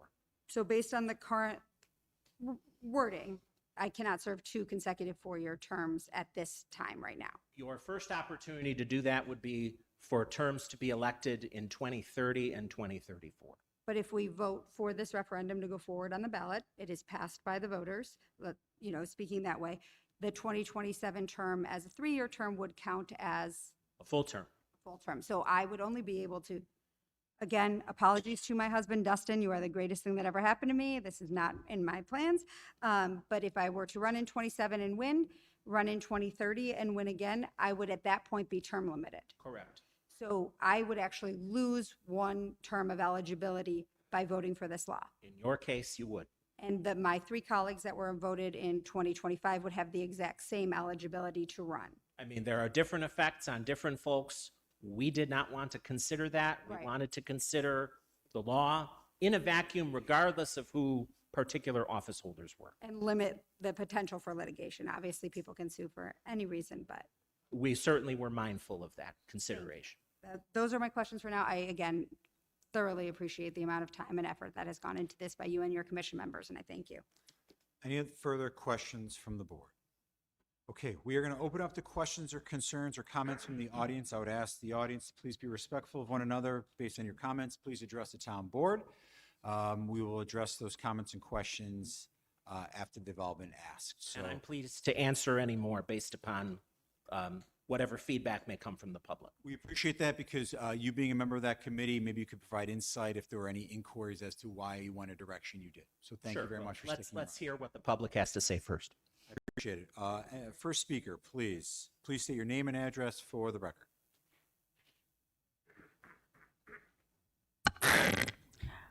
Good evening. My name is Andrea Morganti. I reside in Gettsville, and I'm here representing the Amherst Concerned Citizens.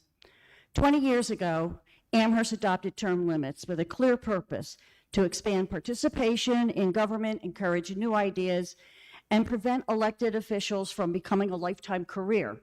That purpose is still written into our current law today. The question before us isn't whether our current elected officials are good people. It is whether their rules should favor incumbents or favor the public. Term limits exist because no one person is indispensable. New leadership brings fresh perspective, new energy, and greater opportunities for citizens who want to serve. That competition strengthens democracy. Supporters of changing the law argue that experience matters. It certainly does. But experience doesn't disappear when someone leaves the office because former officials remain active as mentors, volunteers, committee members, and engaged citizens. Meanwhile, new leadership gain experience only if they are given the opportunity. Another argument is that voters should decide, but voters already decided.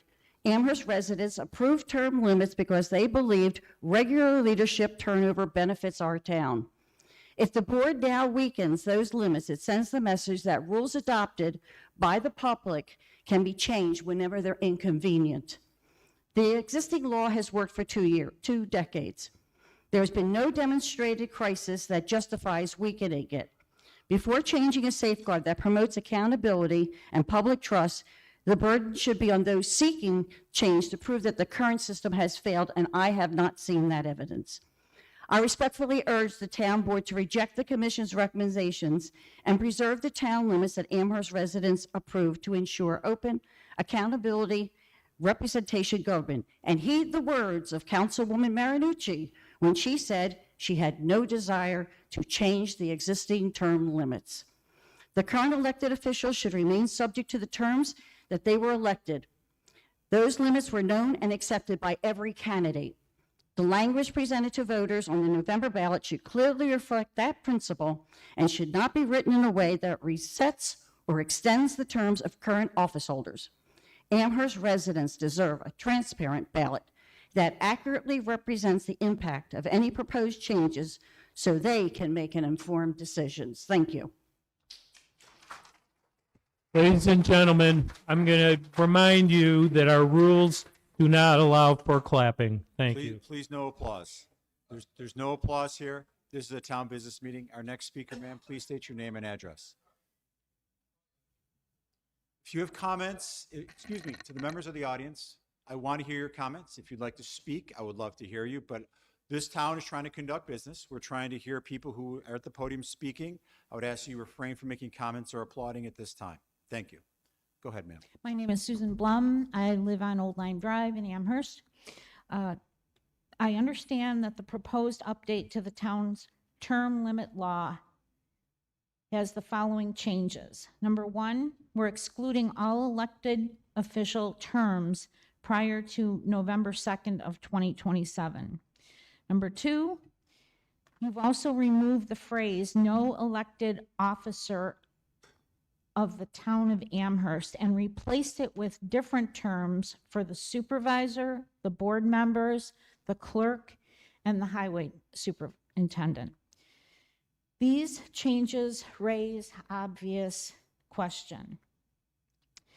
In an April 1st, 2026 interview with Steve Watson of the Buffalo News, Deputy Supervisor Angela Marinucci stated, "I have no desire to change what's in the existing town code. We're not trying to wriggle out of term limits. Instead, we want to make sure that the town has a law that withstands legal scrutiny."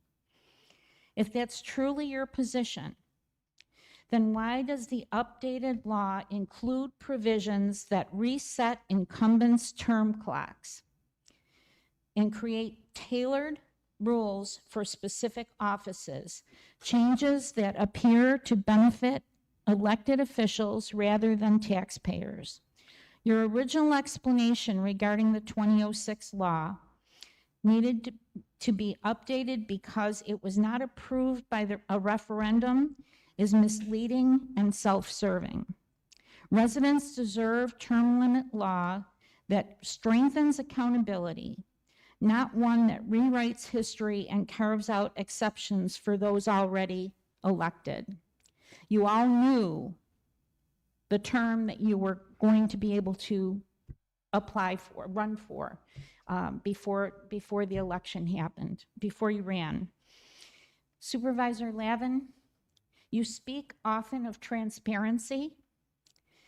Is this fiscally responsible for the town of Amherst residents and the New York State Pension Fund? Thank you for listening. Thank you, Susan. Excuse me. No, you're not applauding, or I'm going to ask you to leave. Okay? Ma'am?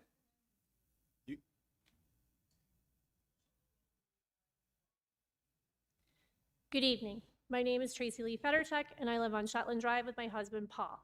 I've been a school teacher, New York State school teacher, for 23 years. I have a PhD in education and a master's as well. It is my understanding that the purpose of a public hearing is to ensure that before a local law is enacted, the people who will be affected have a fair opportunity to understand the proposal, express their views, contribute relevant information, and have those comments considered by the elected officials responsible for making the final decision.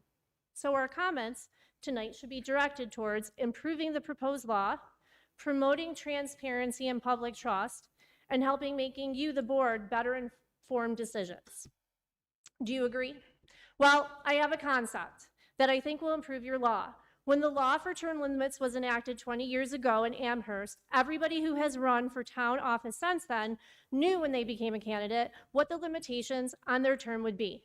Everybody knew they were going to be limited to 2 terms. You knew that as a candidate, and you knew that when you got elected. This proposal before you tonight, in fact, allows each of you the opportunity to extend your terms in office. That doesn't seem right, nor was it the intent of the law approved by the town officials in 2006.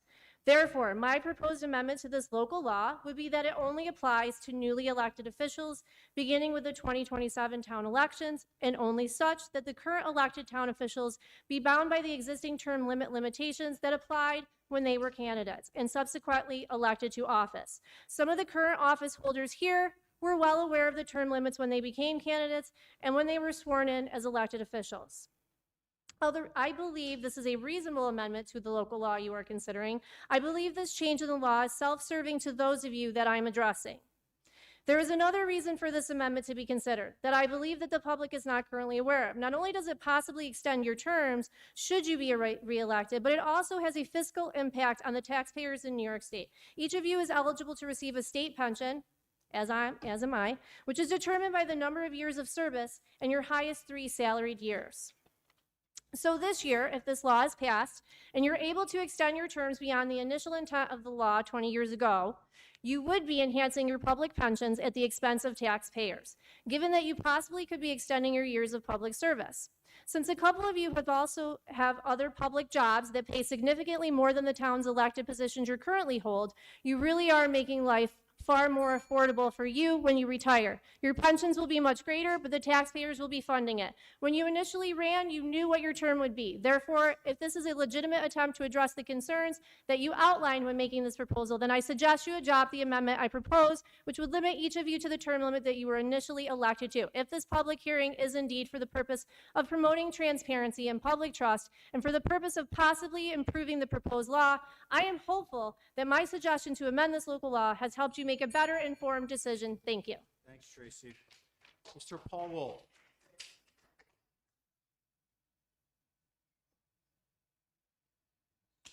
Thank you, Mr. Supervisor. My name is Paul Wolf. I'm a resident of the town and I'm an attorney. I have great respect for Mr. Buckeye. He's an excellent attorney, and Mr. Bengart, the town attorney. As Mr. Buckeye mentioned, it's not uncommon for attorneys to disagree. So I certainly disagree that the Amherst term limits law is currently invalid. I don't think that's the case. I've reviewed the New York Court of Appeals decision as well, and I have a different interpretation of that decision. I don't think that decision requires term limits to go to a referendum. There were other issues in that case. There was other language in that case, which Mr. Buckeye mentioned, which I think were the real issue. I don't have a problem with term limits going to a referendum. I'm completely fine with that. But I think the correct way to do it would be to put the current law up for a vote as far as keeping the current 8-year terms. No one, you might find it hard to believe, but no one is clamoring for incumbents to serve 12-year terms. 8-year terms is what it's been for 20 years. It's what everybody knew it was when they ran for office. So I have no problem with the public referendum. The referendum should be 8 years for everyone. And I agree, the 3-year partial terms is a problem. And we need to address that. And you have addressed it by saying 3-year terms prospectively are going to count as full terms. Well, I think you can do it retroactively. That's the real issue here. And Mr. Buckeye indicated you have the ability to do that. You have the ability to count your prior terms and your current terms. And to not do that, I think, is a betrayal to the public. When you ran, you knew it was 8 years. Some of you have literally been here only 7 months. And to pass a law that says you're not going to count your current term, even though you knew when you ran it was 8 years, I think is a betrayal to the public. Do this the right way.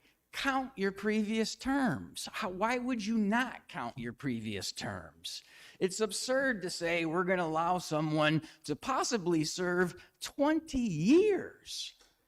The town clerk is nearing up 8 years, and she would have the ability to run for another 12 to make it 20. Some of you are coming up on 8 years. You're going to be allowed to run another 8. That's not what this should be about. It looks selfish. It looks self-serving. Do the right thing. Just simply count your prior time, and then this would be not an issue, I don't think. Thank you. Thanks, Mr. Wolf. Ladies and gentlemen, we do have police officers here. If it becomes necessary, we will utilize it. I'm going to ask you again, there are rules of order that have to be followed. Be respectful. You want to do the hand waving thing, as long as you're not putting your hands in somebody else's face, that's fine. But again, this is a public hearing. Everybody has the opportunity to be heard. You are welcome to step to the podium, but you are not welcome to cheer, to clap, or carry on in any other fashion. Thank you. Jane Cox. Jane Cox, Harlem Road. On the term limits, my opinion is that the current elected officers in Amherst knew the rules when they ran for office, when they were elected. They knew how long they were going to serve, and they knew if they wanted to run for reelection, that they would be able to run for a second term. I think these terms should be counted for term limit purposes and not erased as proposed with this proposed law. I am in favor of the referendum being held to clarify this whole situation. However, I would like to know if the term limit referendum, as it's written, were to fail, what's the default plan? No term limits for anybody? Just what would the law be if this law does not pass? And I don't know if Mr. Buckeye can answer that question, but I'd like to hear his opinion. I would also like to hear the opinion of our town attorney, because our town attorney is going to be the one defending this law should it pass. So how does Mr. Steve feel about this? Thank you, Jane. Could have them weigh in? I would appreciate it. Thank you. Don Smith.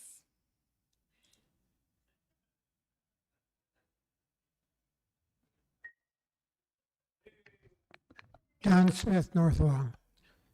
Everybody who's done anything associated with the law understands the law only has meaning if it's litigated.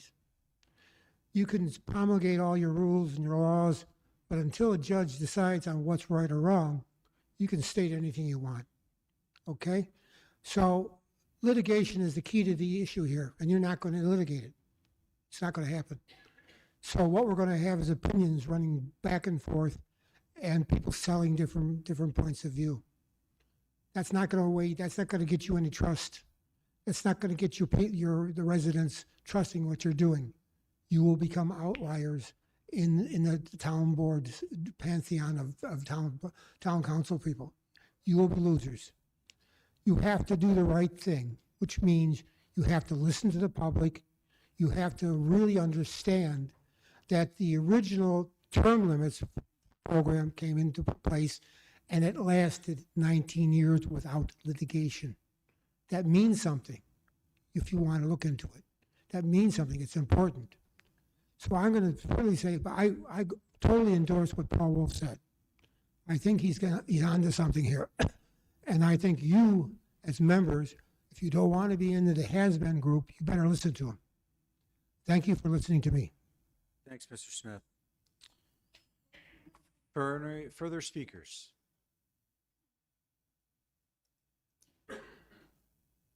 Ray Herman, Oak Grove Drive.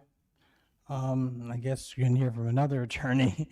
I do think you're taking the correct action. The proposal, I do agree with having a referendum. I did research that case, and I think it's the prudent path to do a referendum.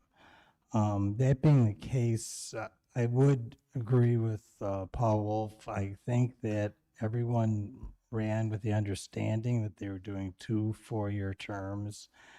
And the way this is written, it doesn't start until 2017.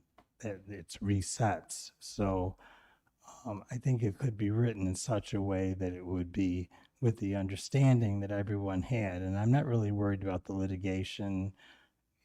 What someone that's on the board is going to file a lawsuit, I kind of think that's unlikely. But so that's my suggestion. Thank you. Thanks, Mr. Herman. Further questions or comments from the audience? Bill Schickling, Garrison Road. I guess I want to reiterate that the comments made by Paul Wolf.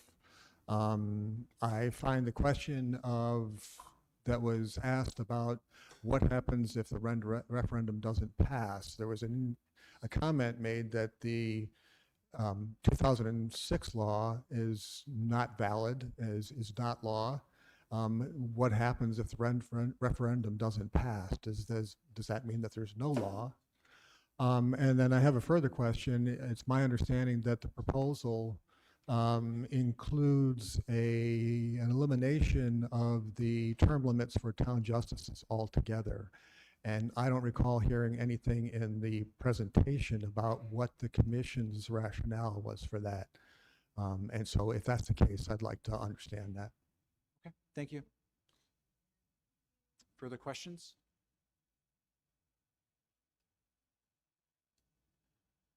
What bothers me, Sir, can you state your name and address for the record? Larry Hunter. What bothers me in the discussion tonight is that you're trying to create or take two issues and make it one. You want to present to the public an opportunity to say that town board members and supervisor will have two four-year terms, excuse me.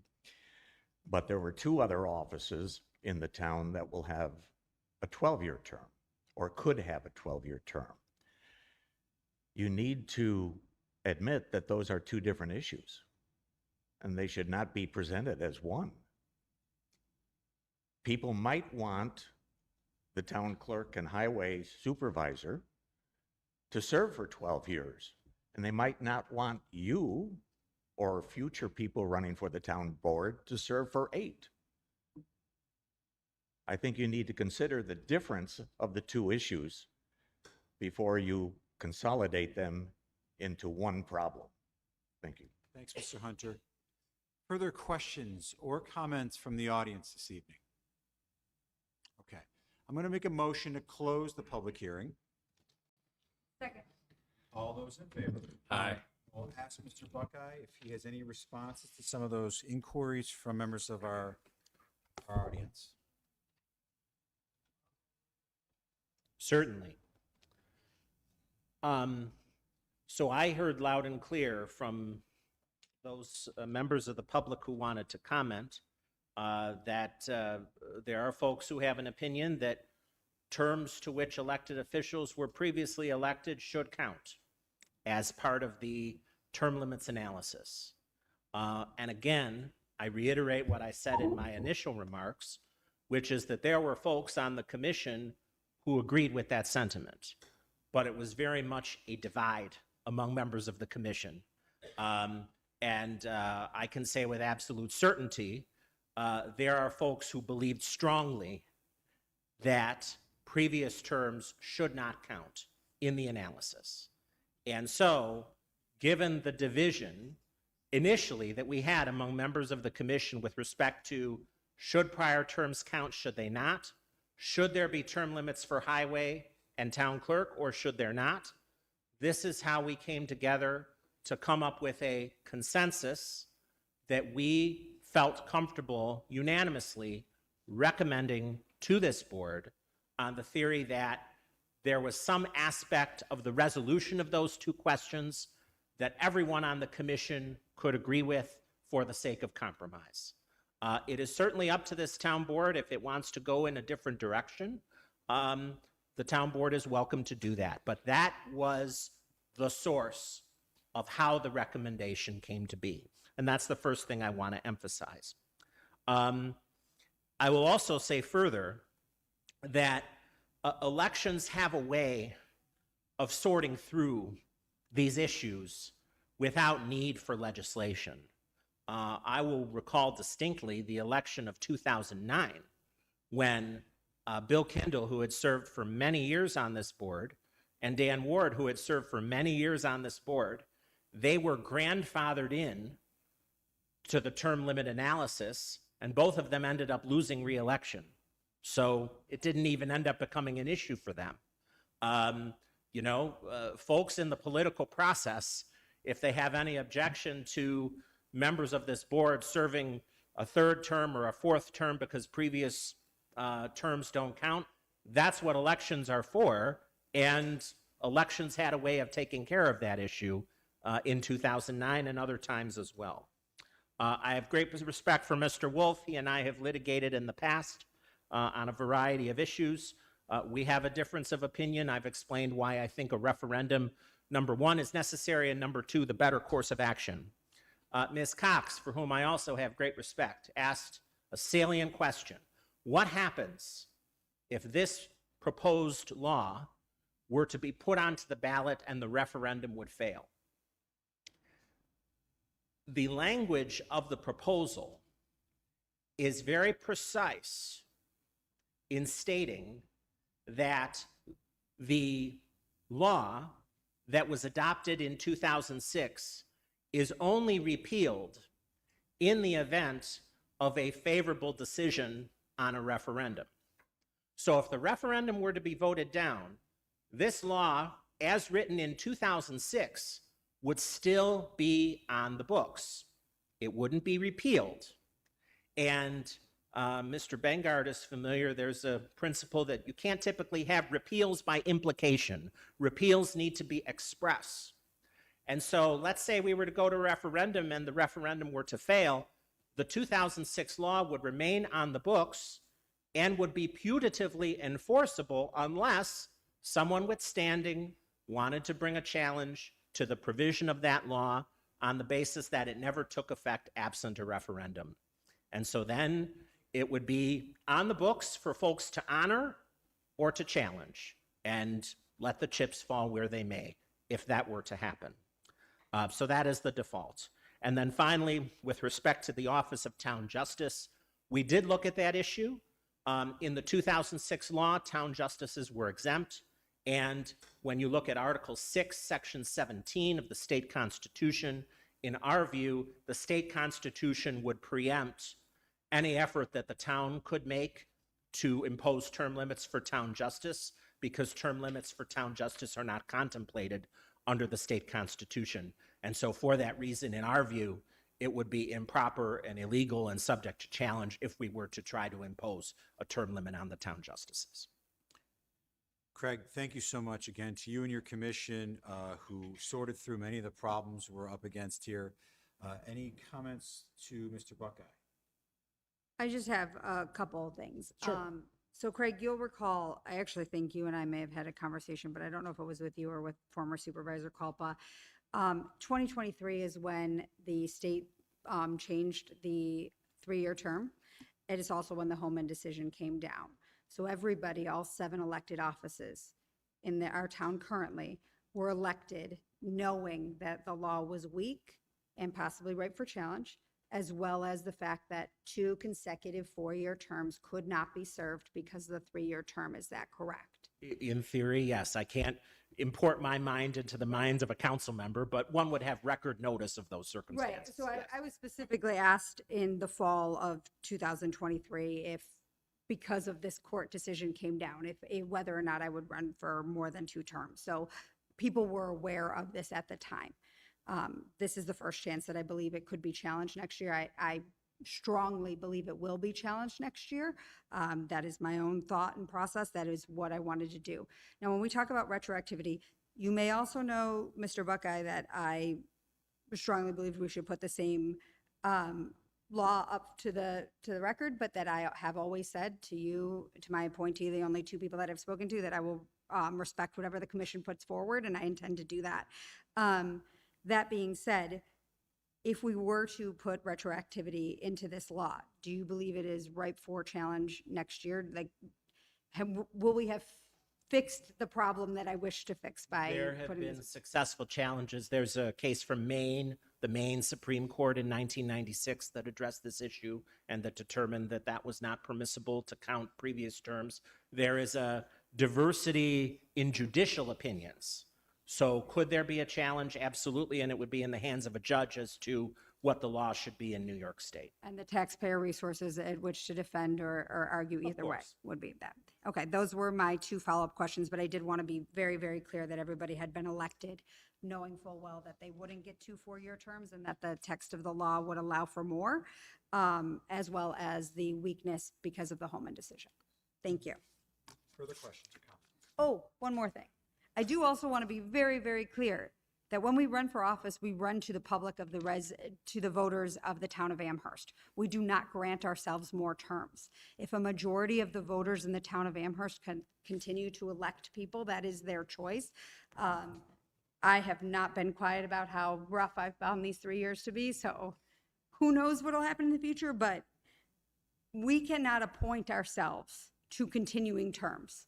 The residents and the voters of the town of Amherst are the only ones who can ask us to continue to serve. Our currently serving an incumbent state senator was defeated a month ago. The incumbent mayor in the city of Buffalo was 20-year incumbent, was defeated in a primary election 4 years ago. So voters always have a say. It is important that everybody votes all the time. I'm thankful for the majority that elected me in 2023. I hope if I were to run again, that the majority of voters would again want to elect me, but we cannot grant ourselves more terms. That is correct, right? That would be up to the voters and who gets elected. All of you are sitting here because you were elected by the voters of the town. So even if we had no term limits, and I wish to, again, Dustin, this is not what I want to do, but if I wish to serve for 20 years, I could only do so at the pleasure of the voters who elect me into these offices. Absent an appointment to a partial term someday, in some circumstance I can't foresee, but otherwise, yes. Thank you. So before we move forward on this resolution, I do want to have some clarifying questions with our town attorney, Mr. Bengart. So if this gets voted on and approved this evening, this would be on the referendum for the November ballot. Is that correct? That's the only way it would be correct. Okay, so based on the feedback and the work from the committee that we appointed back in April, I'm going to make a motion to approve Resolution 2026-547. Second. All those in favor? Aye. Thank you, Mr. Buckland. I appreciate it. Our next resolution is Resolution 2026-548. It's the amended secret certification of the findings of Muir Woods for 770 John James Autobahn.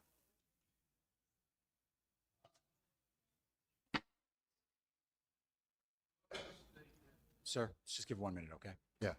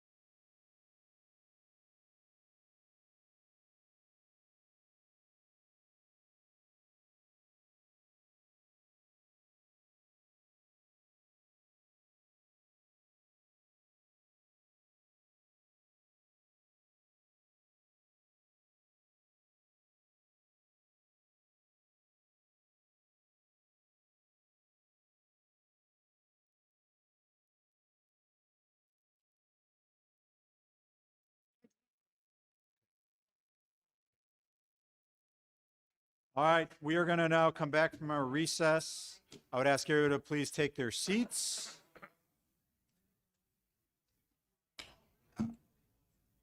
All right, I'm going to ask, we are going to return to our town board meeting. I'm going to make a motion to leave the recess and move into our town board meeting. Second. All those in favor? Okay, we are now in front of us. This resolution 2026-548. Again, thank you for your patience. We are talking about the amending the seeker certification of the findings of Muir Woods, which is 770 John James Audubon. I'll make a motion to open that public hearing right now. Second. All those in favor? Aye. Okay, sir, the floor is yours. Great, thank you very much. Good evening, Mark Romanowski. I'm here on behalf of Simonelli Development and 770 JJAP, which is the owner of this property. For purposes of reference for the board, the property is at the end of John James Audubon Parkway, opposite the Aspen Heights development. So this is the last large remaining parcel to be developed out on the site. The request that we have before the board, and we've made this presentation to the planning board, and the planning board has issued a recommendation regarding our request, is to seek to amend the prior finding statement to envision a different use for that property.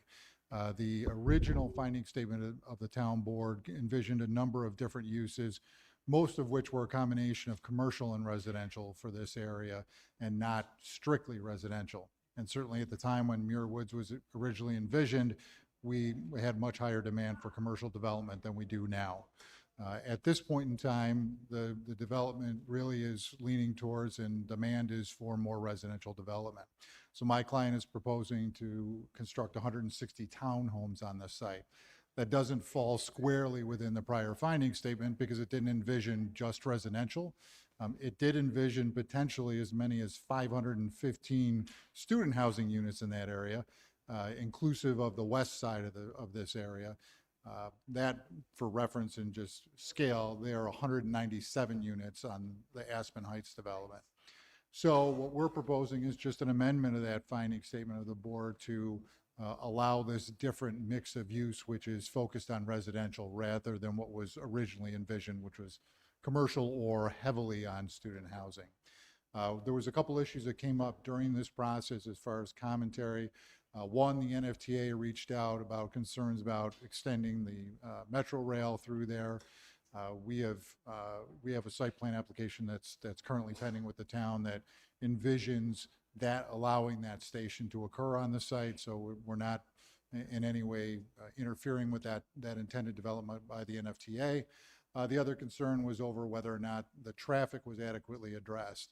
And because the prior traffic studies, and namely one that was done in 2020, envisioned much higher levels of traffic from the development, the mitigation measures which have been installed, which include stop signs at that intersection and signal timing adjustments, those adjustments are much more than what this development would ever envision imposing on the local traffic network.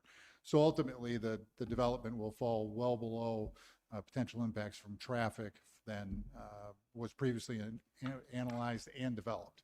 So we feel for those two reasons that this project will not have any increased impacts on the community than what was originally analyzed by the town board as part of the evolution of Muir Woods. That's all I have this evening. I'm trying to keep it brief. It's a late hour, but happy to answer any questions that the board might have. So I have a few questions for you. First, thank you very much for the presentation and thank you for your patience. So this is the very beginning process with the amending of the seeker certification to add townhouses, yes? Correct. Yep. What would be the price point these townhouses would be sold for? Would they be would be owned? What's the plan? Yeah, Rented? so it would be ownership only. Okay. The pricing, we're working with Ryan Homes on. They're the ultimate developer for this proposal. They haven't come to us with pricing, but we'd expect in the $300,000 range would be my expectation. I have no further questions for you at this time. Anybody from the board, questions or comments? I have three because now, it was only going to be two, but now you've hit on my number one favorite question is, do you anticipate getting the condo property tax exemption if you did townhomes? No, we don't expect that. And then So I read through the paragraph you wish to add about the NFTA, and I don't super understand what the difference is there, other than to say that you've already been, if I understood it, you've already been speaking with the NFTA, you're willing to put a bus stop or train stop there. It seems to me to be relatively similar. It's just adding on. Do you see this added paragraph at all limiting what the original context was of the seeker? No, I think what we've proposed and discussed with the NFTA is the idea of a station on that site. In earlier iterations of the findings by the town board, they also had envisioned some level of service to that site. Now that the NFTA has evolved a little bit further on their plans, we know that this is a definitive endpoint for the extension, this particular site, in fact. We engaged in several meetings with the NFTA and the town attorney was there as well, trying to work out what would be something that could work for both sides. And from our perspective, from the developer perspective, it's a station, and we can accommodate the station. There were some plans by the NFTA that they were going to have a massive service facility there, which would essentially render the site useless because it would be too large, take up too much land, impact desirability of the site, et cetera. So we've told the NFTA that that's not something that would be acceptable to us, but we would be willing to accommodate the station. I hope that answered your question. That did. And I think I'm okay with that. The other thing is, you were exactly correct. When I reviewed the options that were available in the original seeker finding, significantly more residential units were potentially available. They were for student housing, but I don't, if you could explain a little bit of why we have to add this option, if you could, like, is it because you couldn't do townhomes in the 515 potential? Is that, like, I don't understand what this option for availability changes if we have other things in there. Does that make sense? Yeah, and that's a good question, and actually we asked that same question. And ultimately, it was planning and legal's interpretation that because it didn't specify this type of unit mix, the prior finding statement didn't necessarily apply. Even though the order of magnitude of what we're proposing is lower than what was anticipated under the previous finding statement, they felt, in all caution, and that certainly makes sense, to say, let's be a little bit more specific that this is different than what we looked at previously. Certainly. Further comments or questions from the board? Any questions or comments from the audience with regard to this public hearing? I would ask you just please state your name and address for the record. My name is Kevin Lynch. I live on Deer Ridge Court. I'm frequently driving on North Forest in that area. This also goes back to the previous resolution on the North Forest reclassifications. But at what point, you mentioned traffic studies, they mentioned traffic studies. At what point do you consider walkability? There are no sidewalks at all along North Forest Road. There are no sidewalks tying into UB. They come out about as far as Creek View Court, and then there's none. I frequently drive on North Forest. There's always people walking on the shoulders of the road. The shoulders there are very narrow. There are open ditches for drainage. And at some point, the town, when we're putting in 100 units of apartments here, 100 units of, 200, 300 here, there's been over 500 added in that area. And from what I see, nobody has considered walkability. You're expecting students to be there. They're going to ride scooters. They're going to ride bikes. They're going to walk. Not everybody has a car. They're going to UB. At some point, the town needs to make an investment in sidewalks. And you will hear from me again in the open comment section on a sidewalk situation in my neighborhood. Hope so. At this point, with all these big developments, you've got developers spending hundreds of millions of dollars. They've got to start considering contributing to the town and putting in sidewalks and tying all these buildings together. Sir, what's your first name again? Kevin Lynch. Thank you, Kevin. Thank you. Yep. Further comments or questions with regard to the public hearing in front of us for 2026-548? All right, so I'm going to make a motion to close tonight's public hearing. Second. All those in favor? Aye. I make a motion to set a decision date for August 10th for public hearing 2026-548. Did you wish to respond at all on the sidewalks, or are you? Only Okay. if you had any further questions about the sidewalk issue, but I think it's well known that there's bike paths throughout this development. And I'm actually going to address the sidewalks after that. Apologies. So we have a motion and a second, but we have a motion to set the decision date for August 10th. Is there a second? Second. All those in favor for a decision date for August 10th for Resolution 2026-548? Aye. Thank you very much. Thank you very much. Good night. With regards to the sidewalks, I'll open up Resolution 20, well, actually, hold on. With regards to the sidewalks, Kevin, I agree with you. Amherst is in this transition period where back to the 60s, 50s, this was farming community. People farmed here, and they lived out here to get away from the city. And we've grown in population year after year. We're at 130,000 people. We're almost the biggest municipality, almost the exact same size as Syracuse. With that being said, though, we have old subdivision plots of land that don't have sidewalks for walkability. I'm a walkability kind of person. I think it connects people, neighborhoods, and communities properly. And we've added a lot of language that includes sidewalks in these developments. With that being said, though, you have old developments connecting to new developments, old ones which don't and weren't required to have sidewalks with new ones. So I recognize your issue on the walkability. The town is doing its best to put a line in the sand and move forward. However, the hard part is connecting the old to the new, and that's done by attrition, and it's done slowly. So I take your point. It's important to me. We've included in a lot of our language here as we move forward with proposals in front of this town board.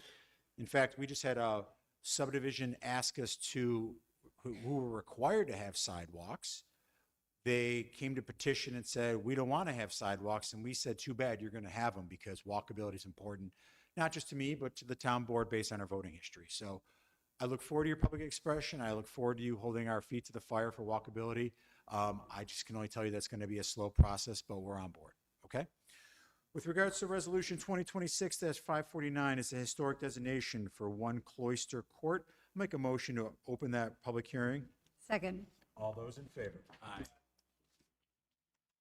Hi, Brian.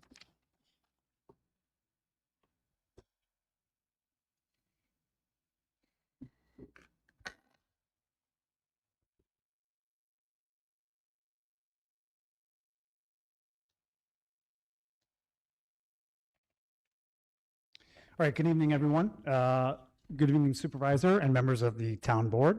My name is Brian Swartz, and I serve as Chair of the Town of Amherst Historic Preservation Commission. I'm going to be reading off of scripts that I created that I've also given to town staff as part of the record. We also have on the board the slideshow prepared by the Town of Amherst Planning Department that will be in the background just as support material. So again, my name is Brian Swartz. I serve as the chair of the Town of Amherst Historic Preservation Commission. I don't appear tonight as an advocate or as a resident with an opinion. I appear as the presiding officer of the professional body that this town created and appointed under Chapter 121 of the Amherst Town Code to present the commission's formal recommendation on the 2 properties before you. Number 1, qualifications of the commission. I'll begin with who is making this recommendation because it bears weight on it and bears on the weight it deserves. Section 121.5 of the Town Code requires this commission to be composed of qualified professionals. The code specifies an architect, historian, professional engineer, and others with demonstrated competence in the field. That local requirement mirrors a federal one. The Secretary of the Interior maintains professional qualification standards codified at 36 CFR Part 61 that define who is qualified to identify, evaluate, and register historic properties in history, architectural history, architecture, and allied disciplines. The members who reviewed this nomination include multiple licensed architects who have worked in the preservation space for over a combined 50 years, a certified planner, and historic preservation specialists whose credentials meet those standards. So when this commission reports to you that a property is historically significant, this is not a layperson's impression. It is a professional determination made by the body the town constituted for this exact purpose. I am here to walk you through what those criteria require, what the evidence shows, what the town's obligations are as a CLG certified local government, and what is at stake if you decline to act. Number 2, framing the decision, what section 121.6 actually asks of the town board. Let me frame the decision precisely because section 121-6 of the town code narrows it. The question before you is not whether you personally admire the building, whether the moment is convenient, or whether the parcel might otherwise be worth. Section 121-6 asks one thing: does the property meet one or more of the designation criteria this town board has self-enacted? If it does, the record supports designation. The commission has already held its public hearing applied to those criteria and made its finding under section 121-6.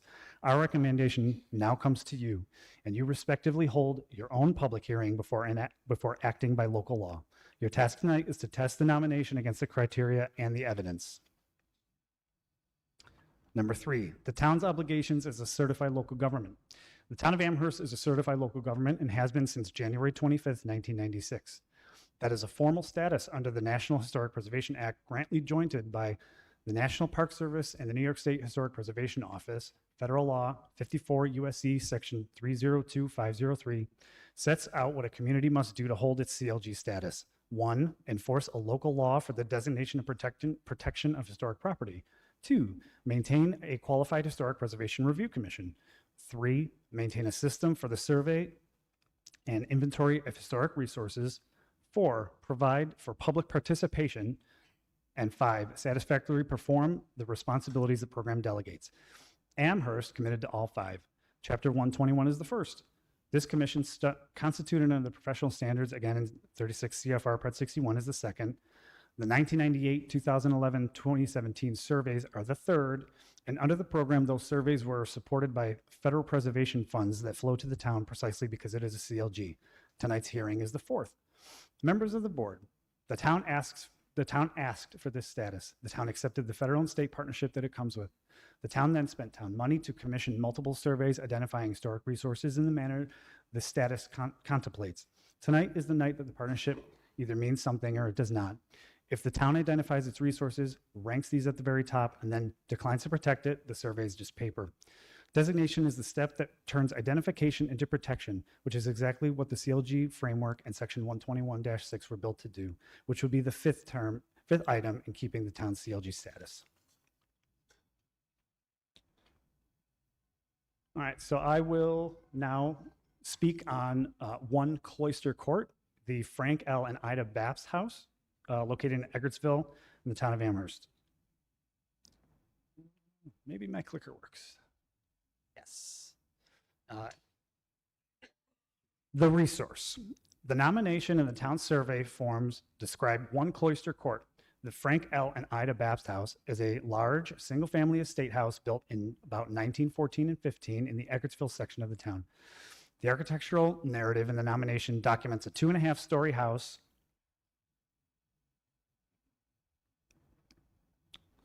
built around a refined central block under broad-hipped roof with wide overhanging eaves. Its defining features are specific, and they are intact. An arched open entrance porch that defines the main facade, segmented fanlight transoms over the first floor windows that are in an 8/1 sash, and then a scaled-down 6/1 sash windows above.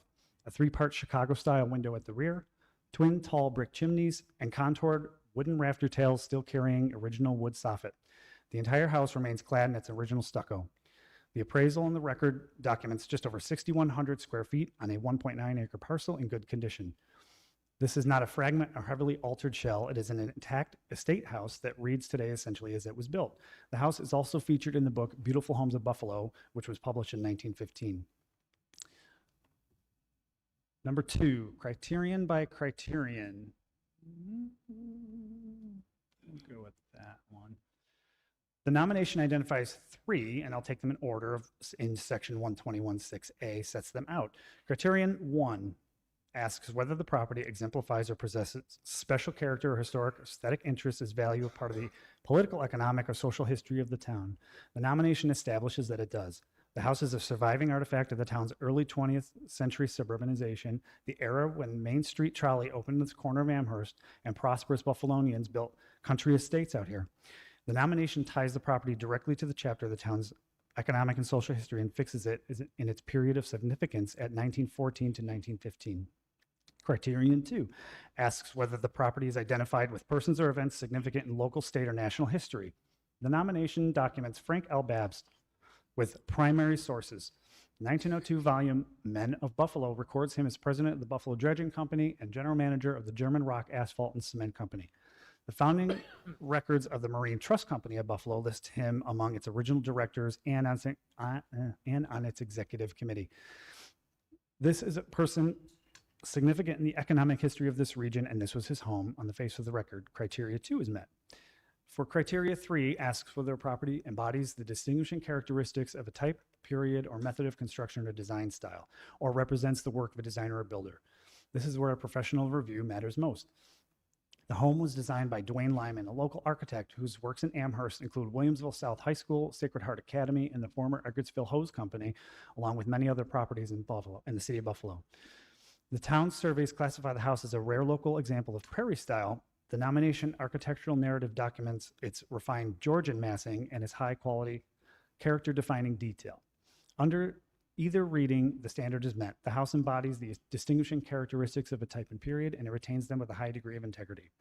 Meeting any one of these three would satisfy section 121-6. This nomination satisfies all three. Number 3, the intensive and reconnaissance surveys. You're not relying on the commission's word alone or a single review. This property has been examined 3 times in the town's own survey program. It carries a full inventory form from the 1998 intensive level survey of historic resources. It was carried through the 2011 reconnaissance level survey, and it was re-examined in the 2017 intensive level survey, where it received the highest classification the survey assigns, individually significant at the local and national level. That rating, as the 2017 survey itself defines it, means the property appears to meet the criteria for listing eligibility on the state and national registers of historic places.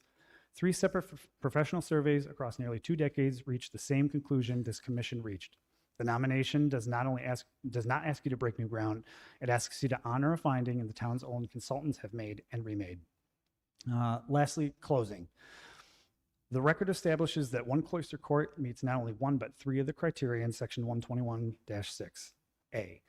That 3 professional surveys rank it among the town's most significant resources, and that designating it is precisely the action the town's certified local government status exists to support. Under section 121-6, the responsibility now rests with this board to hold your hearing and to act. The commission's recommendation is unanimous, and it is respectful, and it is this: that the town board designate One Cloister Court, the Frank L. and Ida Babst House, as a local landmark of the town of Amherst. Okay, thank you very much. Is the owner of the property here? Mr. Supervisor, he was here through as much as he could take. Public hearings 1 through 6. Yes, he did indicate to me before we even started the town board meeting tonight that he was here in support of this. In support of it, okay. So I will make a motion for resolution 2026-54. Any other public comment? Oh, I'm sorry. I apologize. You're absolutely right. It's So been a wait- lot. It's been a lot of public hearings.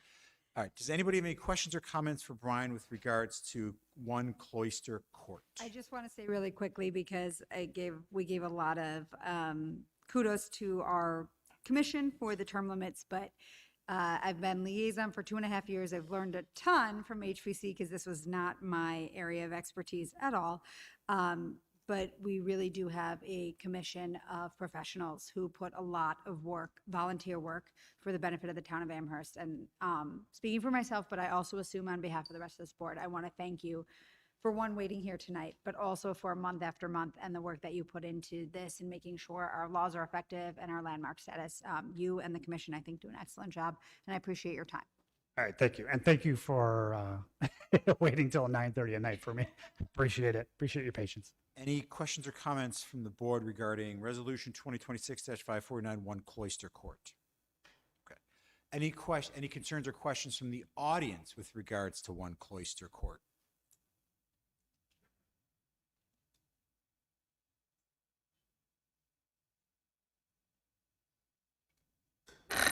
I'll be very brief. Jane Cox, Harlem Road. I'm speaking in support of the historic designation of One Cloister Court. It does meet the 3 criteria, as Brian outlined, for individual landmark status. It was requested by the property owner. I've attended the public hearings that they have for the Historic Preservation Commission. They do a wonderful job in researching the properties. I urge you to please vote for historic preservation for this property. Thank you. Thank you, Jane. Any further comments or questions today from the board regarding Resolution 2026-549? Okay. I'll make a motion to close Resolution 2026-549. Second. All in favor? Aye. And I'll make a recommendation, I'll make a motion to set the decision date for August 10th. Second. All those in favor? Aye. Okay. Thank you, Brian. Next resolution is Resolution 2026-550, is a historic designation for 4467 Main Street. Hi again, Brian. I'll make a motion to open Resolution 2026-550. Second. All those in favor? Aye. All right. Once again, Brian Swartz, Chair of the Historic Preservation Commission for the town of Amherst. I will now give my testimony for 4467 Main Street, the former Bank of Snyder, and present Key Bank branch. This is a little bit of a longer one, so bear with me, please. Number 1, the resource. Starting with the building, because the record describes it in detail. As the architectural narrative in your packet establishes, 4467 Main Street is a 1-story, I'll get to some pictures, Georgian Revival commercial building of red brick built in 1929 as the Bank of Snyder at the southwest corner of Main Street and Harlem Road. Its Main Street entrance is defined by 2 Corinthian columns set in antis within the wall plane, carrying an entablature and triangular pediment. The column capitals, as your narrative packet records, carry carved acanthus leaves. A wide band of limestone wraps the entry in its arched transom. The wood transom appears to be original. The 1929 windows appear to be original wood sash in a 6/9 pattern set in the limestone surrounds with a limestone belt course. Cornices run the perimeter of the building except for the center section of the east facade. The narrative in your packet is equally candid about what came later, a 1960 edition that is sensitive and appropriate, distinguished deliberately and legibly by brick coining at the corners and cast stone elements that echo the 1929 limestone, and later, a non-contributing drive-through canopy. In preservation terms, non-contributing is not a defect. The building, whose 1929 fabric remains identifiable and substantially intact with later additions that read as later additions. The nomination sets the period of significance at 1929, and I want to be plain because the owner's report is not. No one is nominating a drive-through canopy. We are nominating the 1929 Bank of Snyder, which is still standing, still legible, and still a bank. We're also recognizing the 1960 edition because it retains a moderate level of integrity of design, materials, and craftsmanship relating to the 1929 building. Item 2, framing this decision. Section 121A-6 asks one question: does the property meet one or more of the 5 designation criteria in the town board enacted? This is the whole test. It does not ask whether the owner consents. It does not ask whether the building is a convenient candidate, whether it has been altered, or whether designation is good for the owner's business plan. The town's authority to designate comes from 121-2, Section 121-2, General Municipal Law, Section 96A, and Article 5K. It is not conditioned on the owner's agreement. If it were, there would be no such thing as a landmark law. There would only be a landmark request. I stress this at the outset because much of what you have heard from the owner's counsel is aimed at questions Section 121-6 does not ask. I'll answer those points anyway in Section 5 of this presentation because they deserve a response. But as you weigh them, hold each one against the actual statutory question. Does 4467 Main Street satisfy a criterion in Section 121-6A? The commission found that it satisfies 2.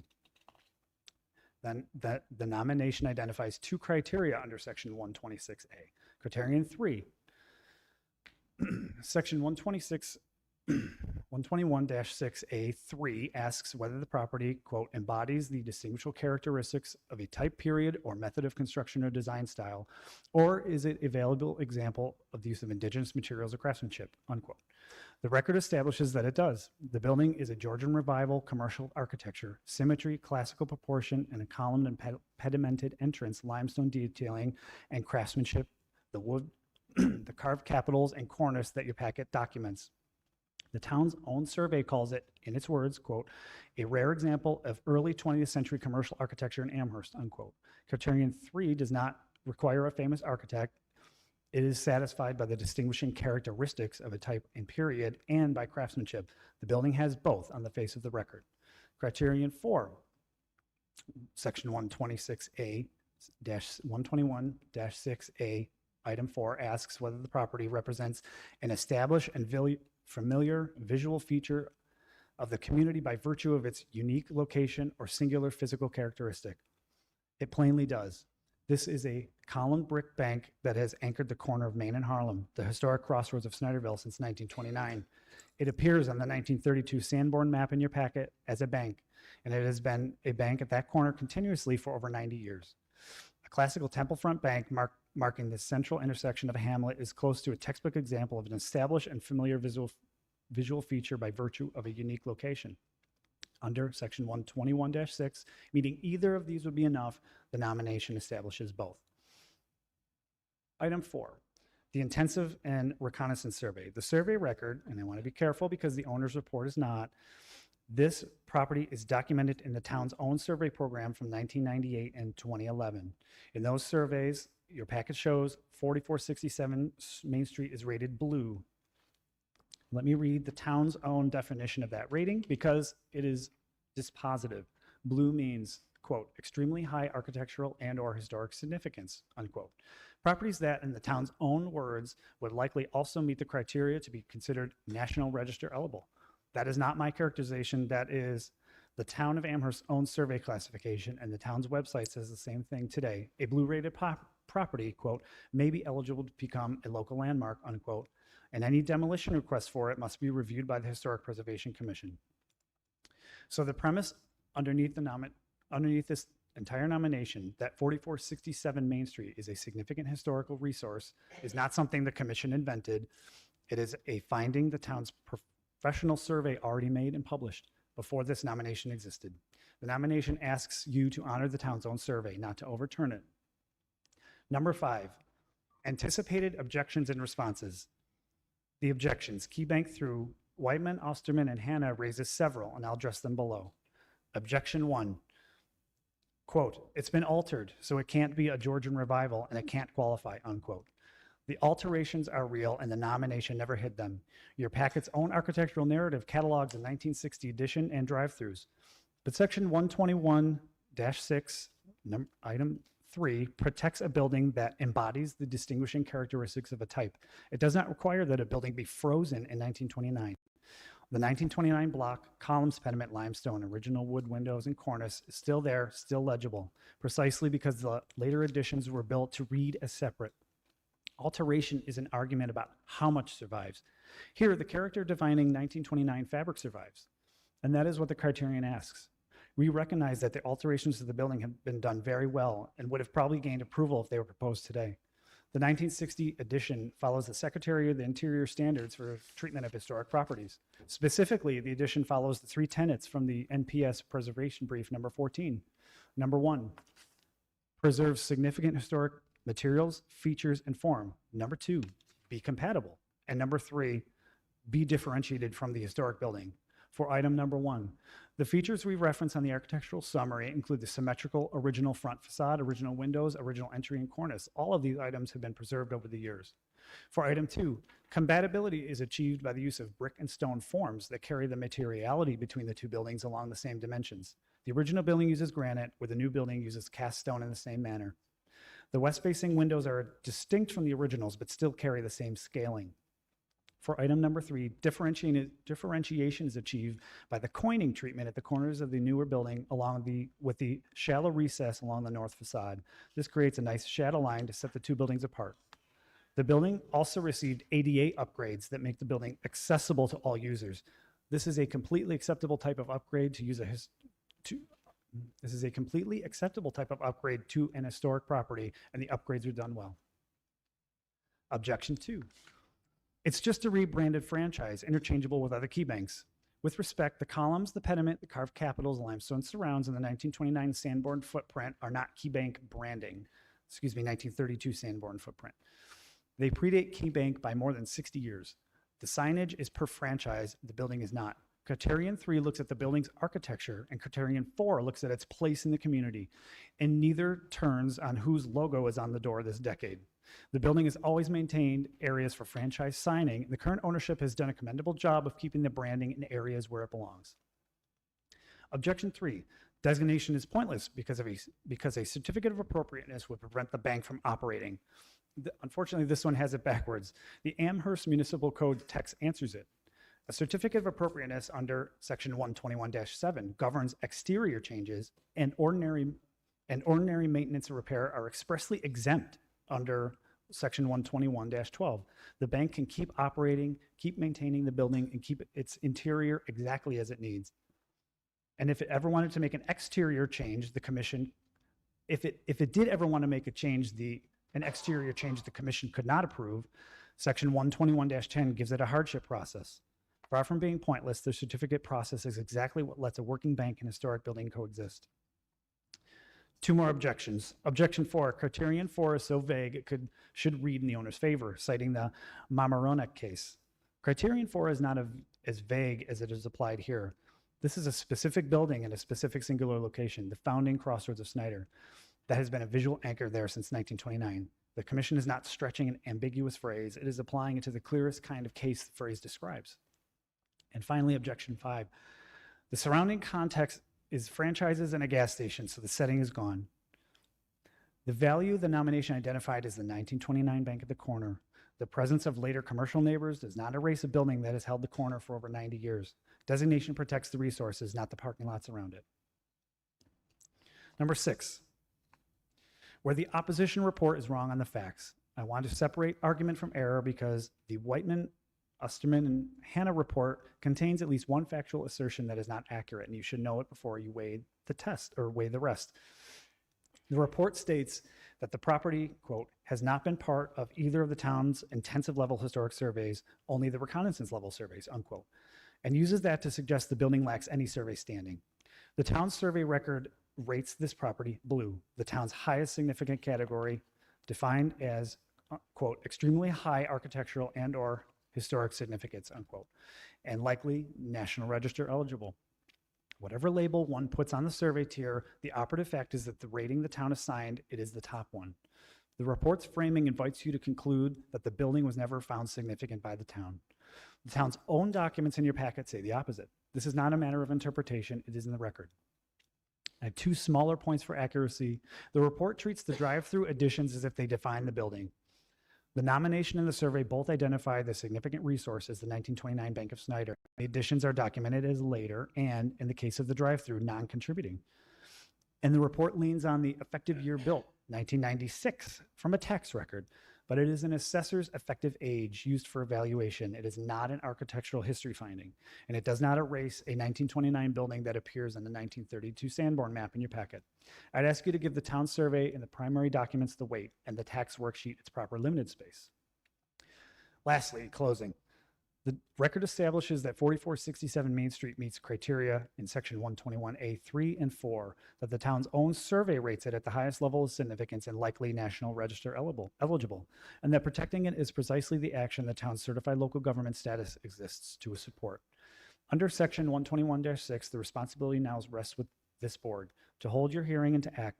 The commission's recommendation is respectful, and it is this, that the town board designate 4467 Main Street, the former Bank of Snyder, as a local landmark, and in doing so, complete the process the town itself asked this commission to begin and carry through under the code. Okay, thank you, Brian. Thank you. Is the owner or representation from Key Bank here from 4467 Main Street? I would ask that you please state your name for the record. Good evening, Mr. Supervisor, members of the town board. My name is Charles Gottlieb, Land Use Counsel from Whiteman, Osterman, and Hanna in Albany, New York, here on behalf of Key Bank National Association. I'm here this evening also with Lindsay Pinelli from Key Bank, who would also like to say just a few words after I do. We're here this evening in furtherance of our appeal to this board that's dated August 14th, 2025, which seeks to reverse the recommendation of the HPC that this subject property is warranted for a historic designation at 4467 Main Street. All of our information is in our 814 appeal, but first and foremost, KeyBank does object to this, this designation as a historic landmark in the town.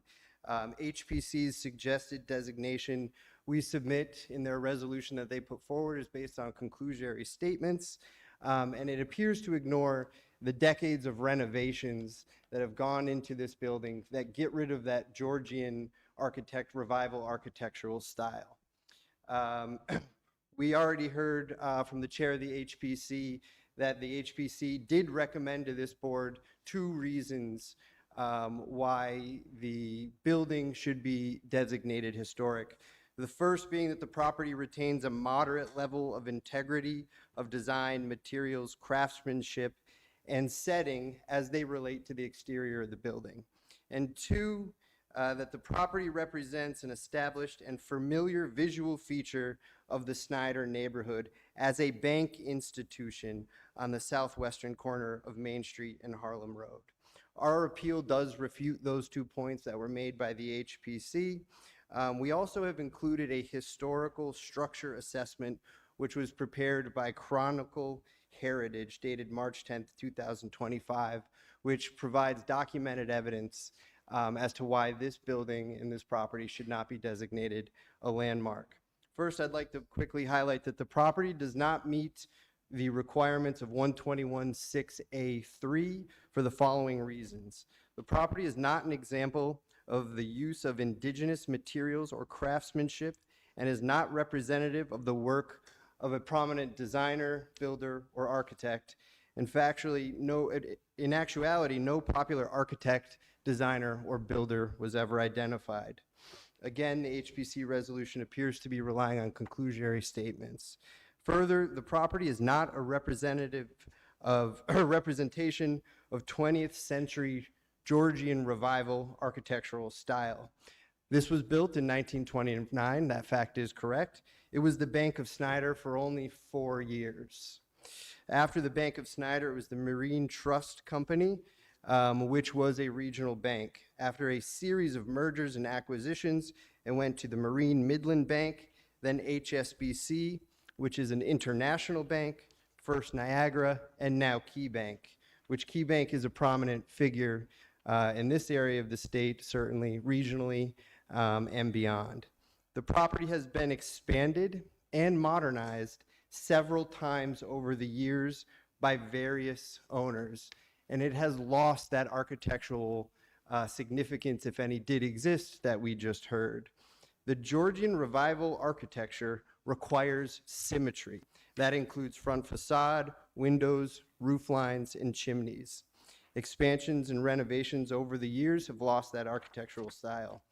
In the 1950s, they did an addition to the side of the building and the front facade, containing no windows and no doorways, therefore no symmetry with the rest of the building. There is no more Georgian revival style. As we progress through history, the bank was modernized with a drive-through. The first drive-through was done in 1960, reconstruction in 1965, 1994, and 1999. A walk-up teller window was installed in 1982, and this is all detailed in the Chronicle Heritage report. These were identified through identifiable changes in the seamings of the brick, different eaves on the building, an asymmetrical placement of doors, various sized windows, which has also created a L-shaped building, again, not symmetrical. This is in stark contrast to the 1929 Bank of Snyder that the HBC relies on that only existed for 4 years.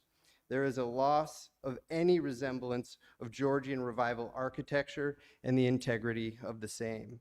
There were also various changes to meet New York State Building Code and New York State Fire Code, including upgrading heating, cooling, electrical, plumbing, and windows, installing a metal fence and concrete ramp in 1992 for ADA accessibility.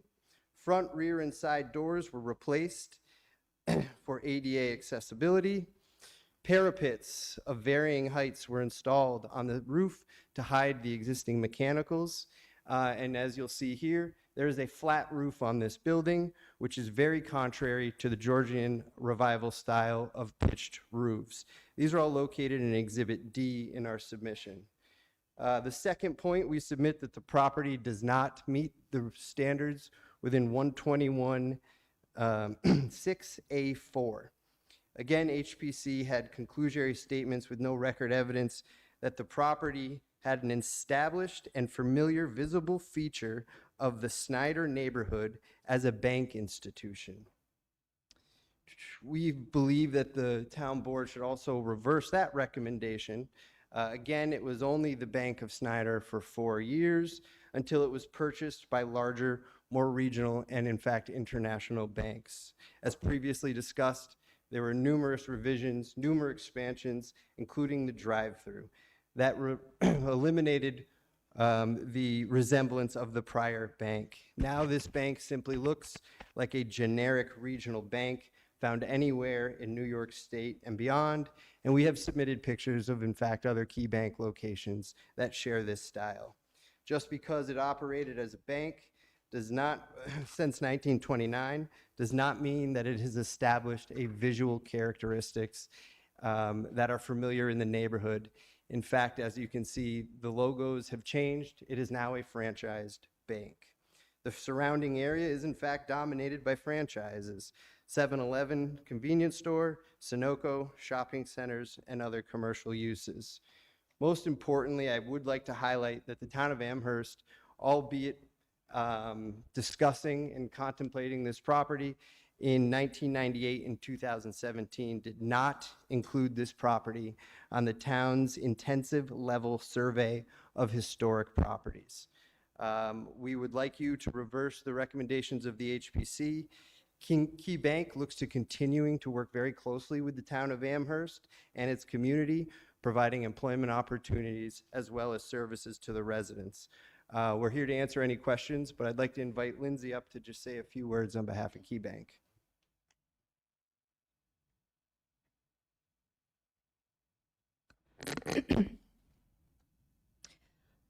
Good evening. My name is Lindsay Pinelli. I'm the transaction manager within the Key Bank Corporate Real Estate Department. I've been with the company for over 18 years. I started out at First Niagara and transitioned over to Key after the merger in 2016, so I'm pretty well versed in the real estate portfolio. First, I wish to thank you for the opportunity to be heard this evening on behalf of Key Bank. We want to highlight for the town board that Key Bank strongly objects to the town designating our building at 4467 Main Street as a local landmark. While Key Bank has provided banking services out of the 4467 Main Street building for years, Key Bank is not just a bank. Key Bank is a proud member of the Snyder and Amherst communities. We employ residents of the community. We participate in community activities, and we are committed to improving the lives of Amherst residents. By way of just one example, Key Bank had significant involvement with the Alberta Place project. Alberta Place is a $12.3 million 46-unit affordable housing development right here in Amherst, serving adults over the age of 55. Key Bank has a substantial presence in the local community with 6 branches in Amherst alone, including our Snyder branch. These branches currently employ approximately 44 Key Bank team members and contribute over $200,000 to the annual real estate tax base. Key Bank also has a 90,000 square foot corporate facility on Ridgely Road in Amherst that was remodeled in 2022, providing offices for almost 400 of our employees with capacity to grow up to 700. We at Key Bank are deeply committed to this community and look forward to being a part of it for years to come. We appreciate your consideration of our appeal. Thank you. There's just one last thing I wanted to mention in response to the HPC chair's comments. It was noted that a lot of the changes over the years likely would have granted certificate of appropriatenesses if they had applied, and that it doesn't really impact any future development or future changes. I've been doing land use and zoning law specifically for 17 years now, and I can assure you that those changes, including the addition of a drive-through and an entire wing onto a historic piece of property, would have never been approved. And that goes to further our argument that this property and this building has been manipulated so much since 1929 that it is no longer deserving of the historical significance designation. Thank you. Before you leave, Charles, right? Charles? Yes.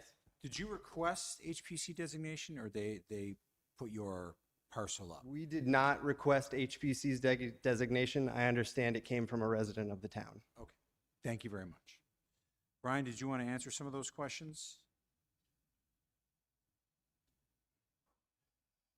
Yeah, and in part, I prepared the objections section in section 5 in response to the report that was submitted in March.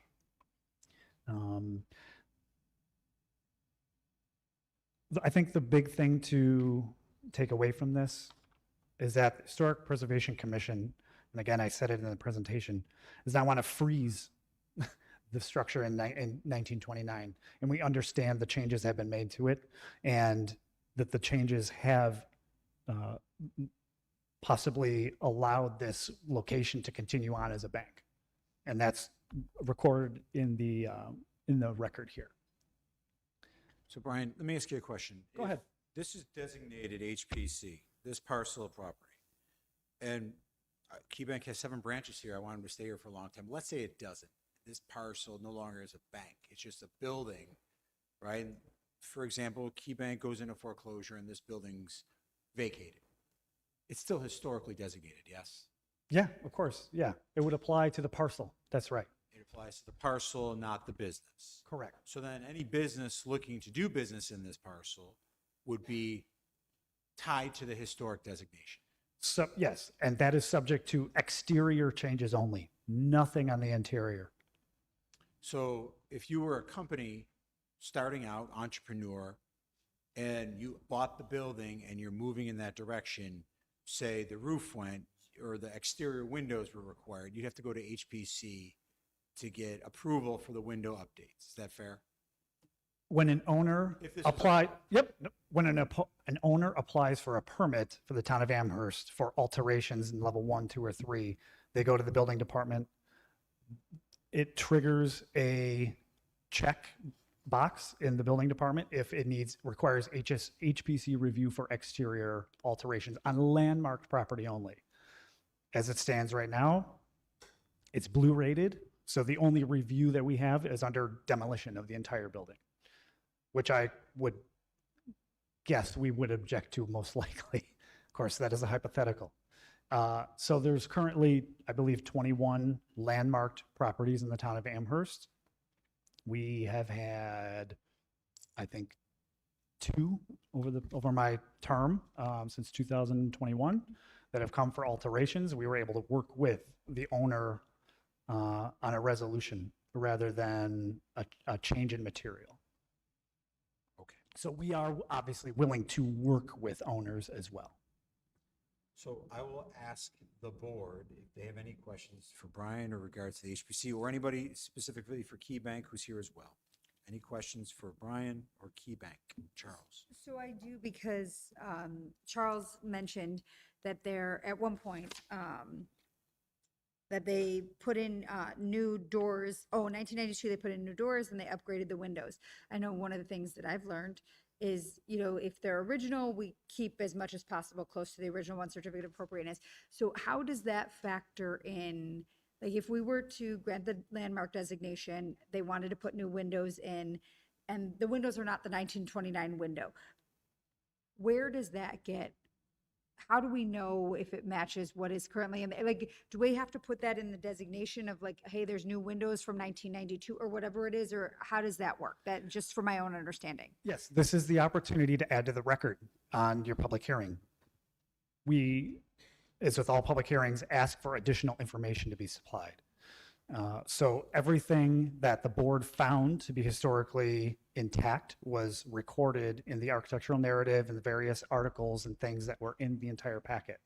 If there are things that are not, like the doors itself, which are not mentioned in the architectural narrative, then that would not be something that we would oversee. Although I were to guess the town were to receive a permit application for renewal or replacement of the doors, it would come before HPC, and we would either work with the planning department to okay that portion of the project without coming to the board, but it would certainly come to me as a first stop for a review as chair.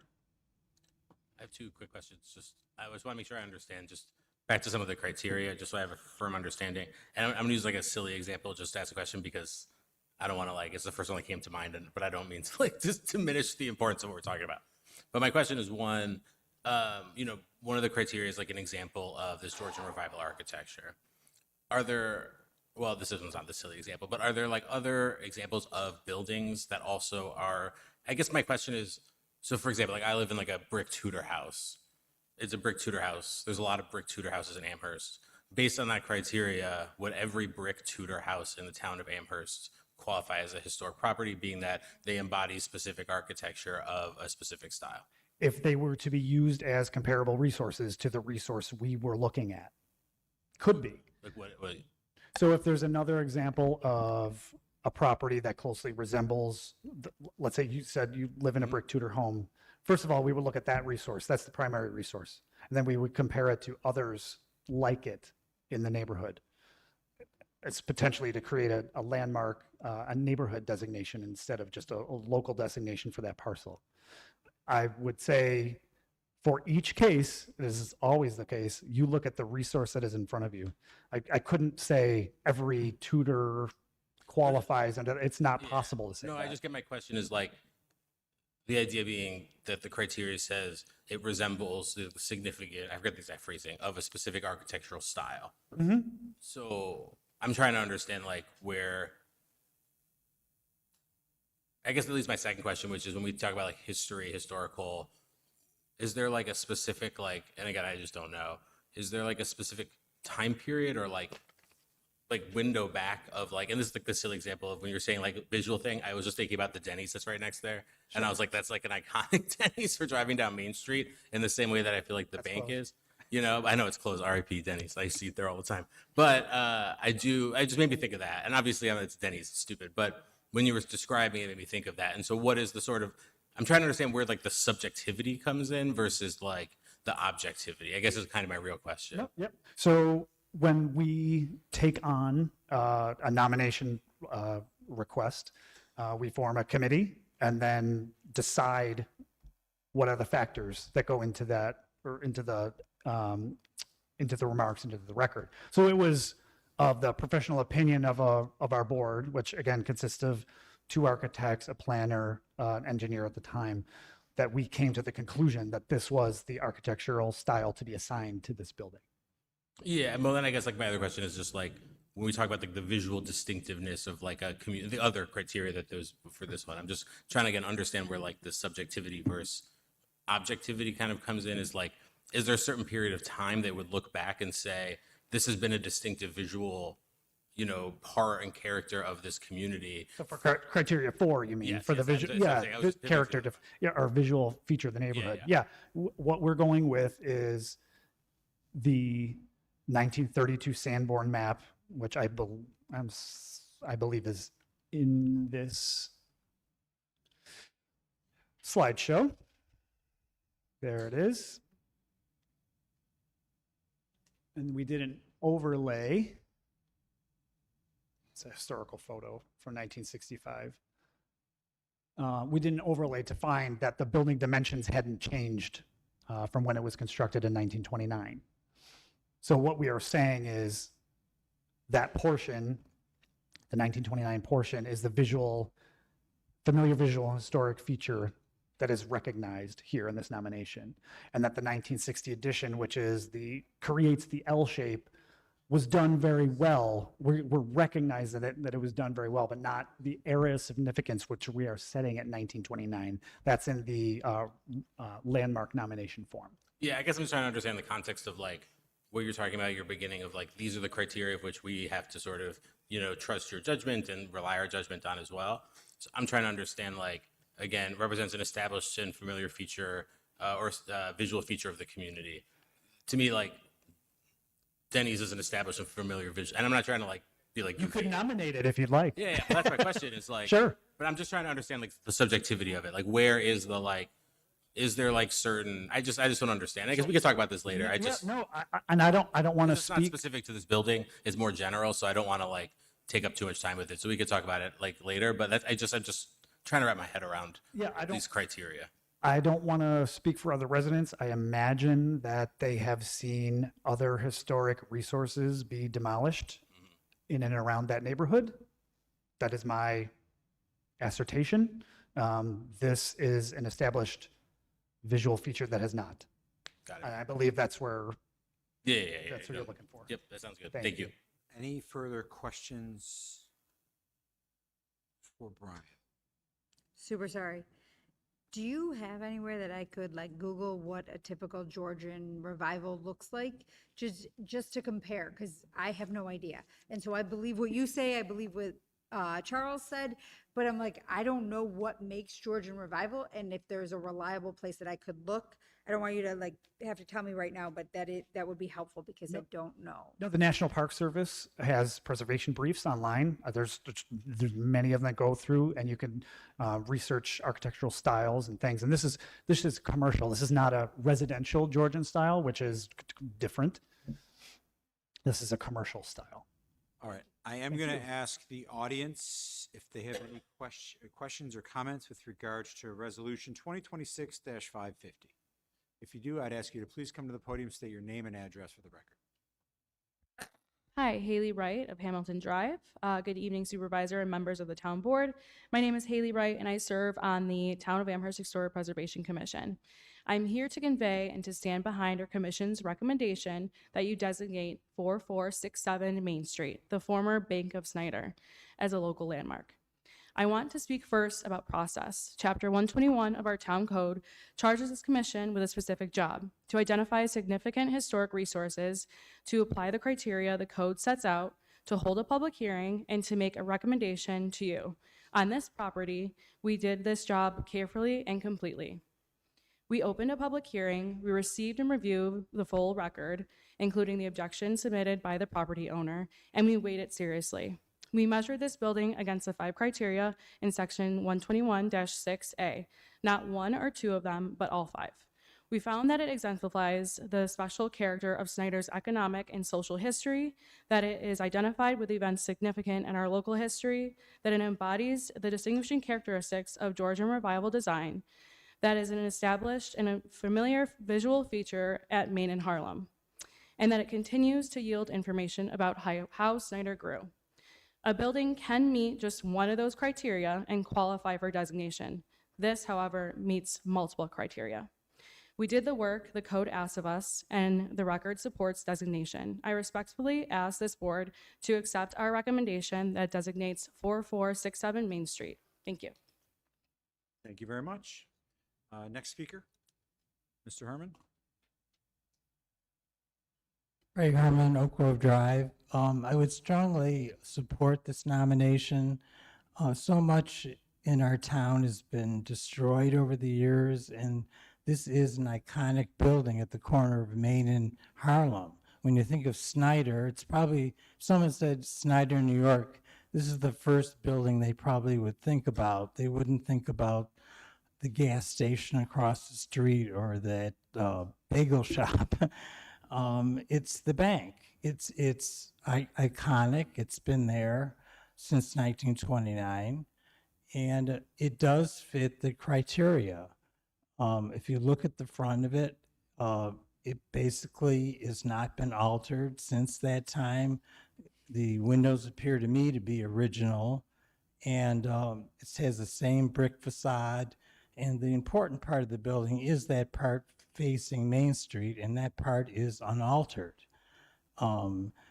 Now, as for the additions, the fact that there's additions doesn't disqualify a nomination. If that were true, then you couldn't nominate anything.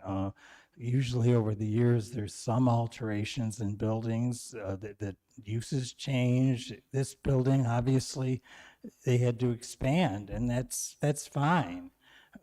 Good preservation recognizes that buildings aren't static, that they can evolve. So really, I don't think that they're asking a whole lot here just to preserve this building. And if you strip it all away, if this building is not landmarked, we're saying it's okay to demolish it. Because if it's not landmarked, the owner can do whatever he wants to do with it according to the zoning code and put up whatever building would fit in that location under the zoning code. So I think the residents of the Snyder neighborhood would object to I would say, the most iconic building at that corner being demolished. I'm not saying Key Bank's going to do that, but really the historic designation, I am familiar with this because I'm on the Village Historic Board. They can do whatever they want on the inside of the bank. They can gut it. It's all up to them. Anyone that bought that building in the future, all up to them. It's just the exterior, and that's not a big burden, believe me. So thank you. Okay, next speaker.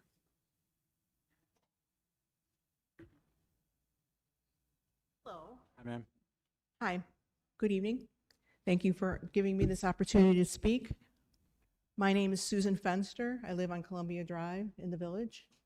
I am a historian and not an architect. And if landmarking were only about architecture, we would preserve museums. What we do is preserve places because they connect to our shared history. It is a historical landmark. And what strikes me most about this building, historically, is relatively simple. For more than 90 years, it has never stopped being a bank. It opened as the Bank of Snyder in '29, and it continues to serve the same purpose today. That kind of continuity is incredibly rare. We've lost many historic buildings in Western New York. Others have survived, but only after being converted into restaurants, offices, or apartments. There's nothing wrong with those uses, but they tell a different story. This building still tells the original story. It allows us to experience Snyder much as earlier generations did. Its history reaches well beyond this corner of Main and Harlem. From the locally owned Bank of Snyder to Marine Trust, and eventually through largest bank mergers in American history in 1976, this one building reflects the evolution of banking in our community and accesses throughout the country. I know you'll hear that later additions somehow diminish its significance. I see it differently. The drive-through window and building added decades later doesn't erase the historic building.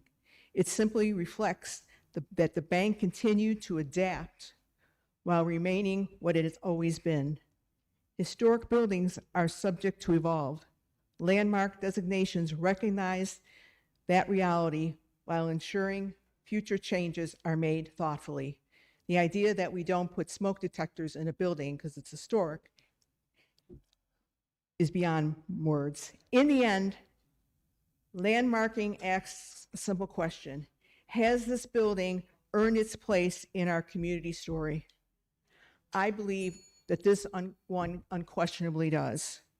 It has served generations of Amherst residents, remained true to its original purpose for nearly a century, and continues to stand as a familiar landmark at one of the town's most recognizable intersections. I respectfully ask that you designate 4467 Main as a local landmark. Thank you. Thank you.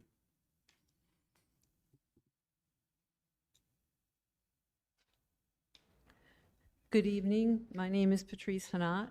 I'm a resident of Amherst, and I asked you to grant local landmark designation to 4467 Main Street, the former Bank of Snyder. In 1929, the people of Snyder did something remarkable. Rather than wait for a Buffalo bank to open a branch, they founded their own. When it opened its doors that July, 150 of its 160 stockholders were Snyder residents. This building isn't just in our community's history, it is our community's history, built with local money as a point of local pride. That speaks directly to the first two criteria in our code: special character in the town's economic and social history, and association with events significant in local history. Architecturally, it embodies the third criterion just as clearly. It's a rare intact example of Georgian Revival commercial design in Amherst. Corinthian columns set in antis, a triangular pediment, carved acanthus capitals, original wood windows, and copper-clad cornices that echo Snyder's other century-old buildings. For the fourth criterion, ask anyone in Snyder to picture the corner of Main and Harlem. They see this building. For nearly a century, it has anchored that intersection as a familiar, beloved visual landmark. And under the fifth criterion, it continues to yield the story of how a farming crossroads became a thriving suburb. Some will say it's changed over the years. Every living building does, but its historic core, its columns, its bones, its story endures. I respectfully urge this board to protect it. Designate 4467 Main Street. Thank you. Thank you very much. Jane? Jane Cox. I live on Harlem Road near Main Street. My grandfather built my house in 1920, and I'm living in it. I'm in support, obviously, of historic designation for 4467 Main Street at the corner of Harlem Road. The Historic Preservation Commission, once again, has done its homework. It did the research. It knows the history of the building. It has always been a bank on that corner for almost 100 years now. When it was established in 1929 as the Bank of Snyder, 150 Snyder residents were stockholders out of 160 stockholders. It had tremendous support from a tiny community. Snyder is one of the oldest areas of town, like Williamsville is. When we have buildings that are historically significant to the community, we need to protect them with historic designation. We have seen what happens in our community with buildings that are not protected. This building meets two criteria according to our Historic Preservation Commission. I have been to the public hearing on this building. They have done a tremendous amount of homework and done their research.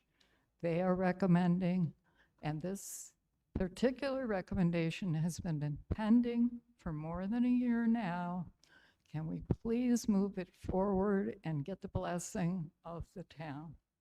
Thank you. Thank you, Jane. Next speaker, Mr. Smith. Don Smith, North Long. I'm in support of this motion to make this a historical landmark. As people have said, we've lost way too much already. What we're saying as the residents of Amherst is we value this particular property for its history, for what it represents, for the value it is to our residents, to the people who elected you and who you are responsible to. There's a law on the books, historic preservation law, which makes sense. It's not an aberration. It was put there for a purpose. It was put there to protect things that people value. We value it. in saying that you don't believe in this, you're saying that we don't value that, but that's not true. We've done the research, we've been shown the research. The owner, I understand it, wants his property rights, every right he could possibly get. But he doesn't care about us. He only cares about the building. We care about the building and ourselves and what our community represents. So if he was smart, he would make sure that he was in with the community and not worrying about his property rights so much. But he's not smart. I don't understand why he does these things, but it's foolish. Thank you very much. Thank you, Don. Further comments or questions from the audience? Not many of us left. Charles, did you have anything you wanted to add to close before? Let me make a motion to close the public hearing. It is impacting your parcel, so I think I'd like to speak to the board again. So make a motion to close the public hearing. Second. Okay. All in favor? Aye. And then Charles, I'm going to ask you to speak, and then I'm going to set a decision date after your conversation. Great. I'd just like to start off with our last speaker ended with property rights. And certainly understanding that Key Bank is a big player in this community. They want to stay tied to the community and so forth.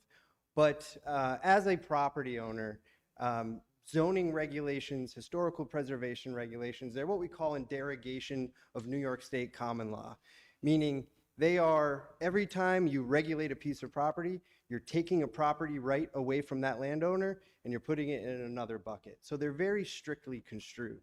And one thing I can't emphasize enough, and I do historical preservation work in the village of New Paltz in the Hudson Valley, in the city of Hudson in the Hudson Valley, in the city of Saratoga Springs, all over, very, very historic communities. Those improvements that were made would have never been approved and given a certificate of appropriateness, showing this property has been manipulated so many times it's lost its value. We even heard this evening the chair of the HPC say, well, let's nominate Denny's, right? Maybe joking, maybe not, but that shows the level of subjectivity that we have here.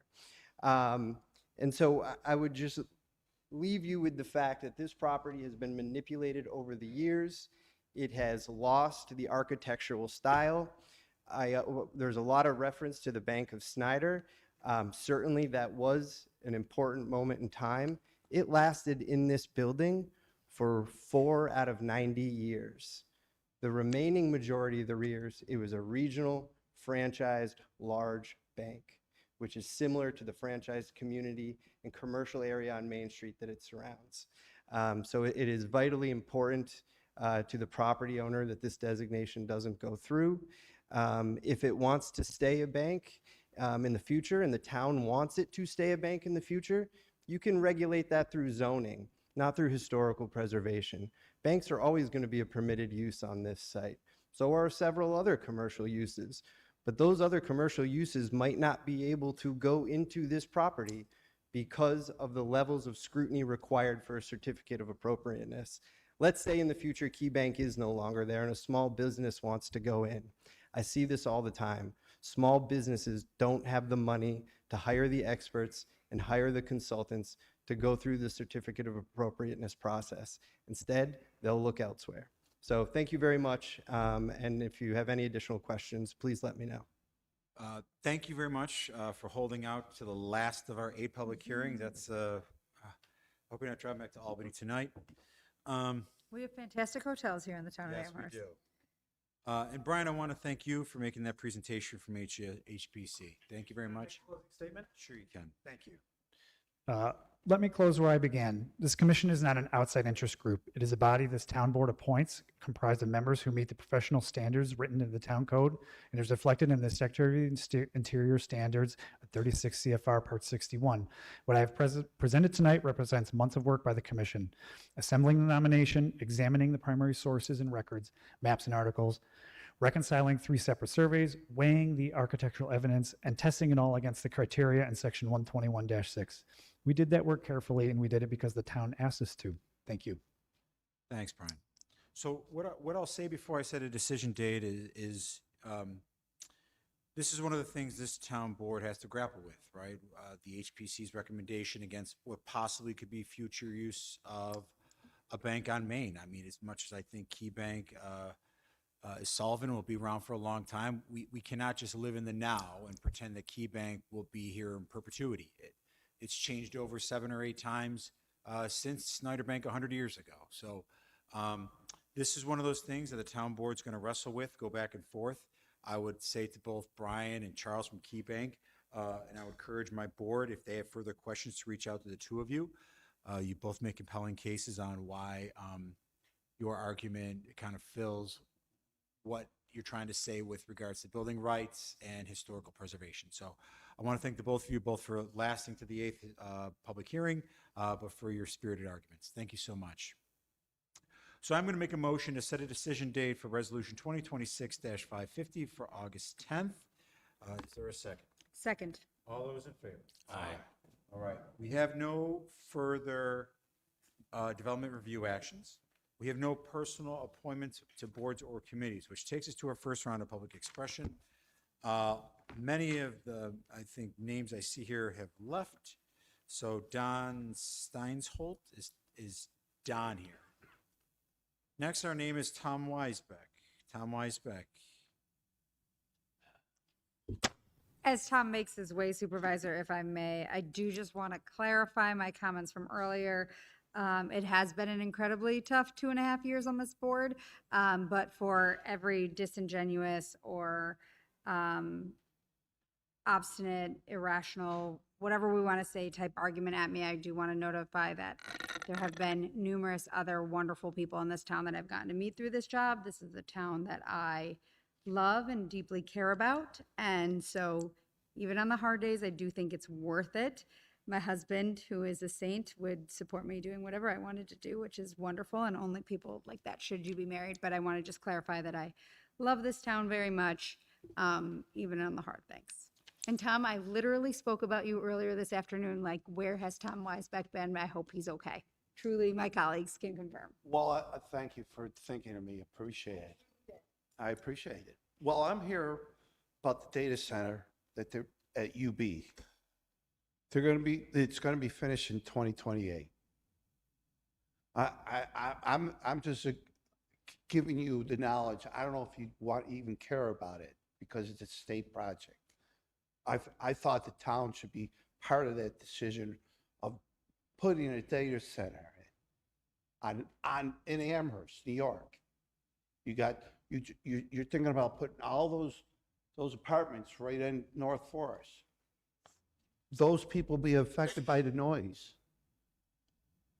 So it's going to be here. It's not under more. It's only 5 to 15 megawatts.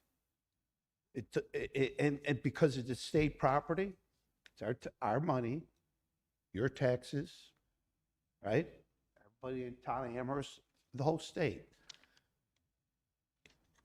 So I'm just giving you the knowledge. If you want to do something about it as a town board, to put your voices in there, maybe you would say, oh, this is going to be a great project. But think about what happened in COVID. Everything was closed. You could hear a pin drop. You put that sound coming out of the data center, that will never happen again. That sound will be continuous. It goes 24/7. If you go on Erie Avenue in NT, people are suing them for health reasons. Their property has not been able to. I know. I talked to people there. They said we can't sit in our backyards for a barbecue. But that's a bigger plan. But I'm just saying, please get involved with the decision. Why don't you step up to the plate and say, look, we want to know more about this.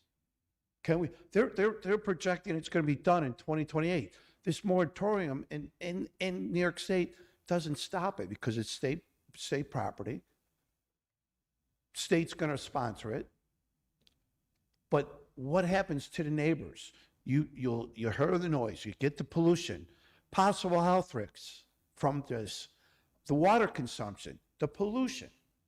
So, I mean, you look at the water consumption at I did a FOIL for NT for the use of their plant.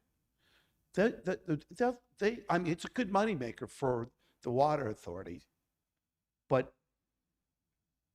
they'll use in 3 months they use and from 325 to 625, 587 for 2 million. Respectfully, your 3 minutes is up. Well, I'm just trying to inform you on how much they use on water. You can't And give I me 2 appreciate it. minutes. I mean, you had this lawyer right here. You had the lawyer. You talked through him how many times? You can put it in writing, you can send it into the board, and And it you can can't still give be me 2 heard. more minutes. I don't decide that. Tom, Okay. stop. If you just want to listen, I was going to make a motion to give you 2 more Oh, minutes. thank you. I'm asking you to stop talking so I can make a Well, motion. Just Tom, okay. I'm making a motion to give you 2 minutes. Thank you. Please stop talking. Yes. I'll make a motion to give Tom 2 more minutes. Okay. Second. All those in favor? Okay. Go ahead, Tom. I'm just trying to tell you, it's the water they consume over on Erie Avenue. I mean, they have a meter in and meter out. 2,587,000 gallons of water they bring in that plant. So they give back 25,000 gallons of water back into the meter going out. The consumption of water, I mean, we have plenty of water in the Great Lakes and all the rivers we have throughout the creeks, throughout this area. We need to think about water is essential for for life. So if the town of Amherst just don't want to get involved, that's fine. I just ask, please get involved, find out. Maybe you don't want it here. Make that decision. Express it to the Governor Hochul. Say, we don't want it here, maybe. Maybe it's a moneymaker for you guys. But still, think about the residents. Think about the health risks. Think about the pollution, the water consumption. We have the Great Lakes, the greatest water around. But the data centers throughout, they want to get that water. Do we want to accept a data center in Amherst because we want to do scientific research? It's a bunch of BS. We don't want we don't want anybody to consume our water where they're taking it, and water is life, most important. I mean, that is, really. If we don't have it, we don't have life. Thank you, It's Tom. a small plant. They have no restriction on it. What they did, it's for anything above 50 megawatts. So, plus the state controls it. Doesn't stop the moratorium. I appreciate it, Tom. Thank you. Please. Thank you for your Think comments. about what could happen in the town of Amherst. So we have a couple of people that are hanging on here. We're going to let them speak, but thank you. Okay, thank you for that. Thank you very much. Dan Kaufman, is he here? No. Kevin Kumpf. Kevin. Sidewalks? Would you like to? Kevin Lynch. Kevin Lynch. Okay, Kevin Lynch. I live on Deer Ridge Court. The town is currently in the midst of repaving the streets in our neighborhood. As part of that, they tore out 3 curb ramps and upgraded 2 of those so they meet ADA standards.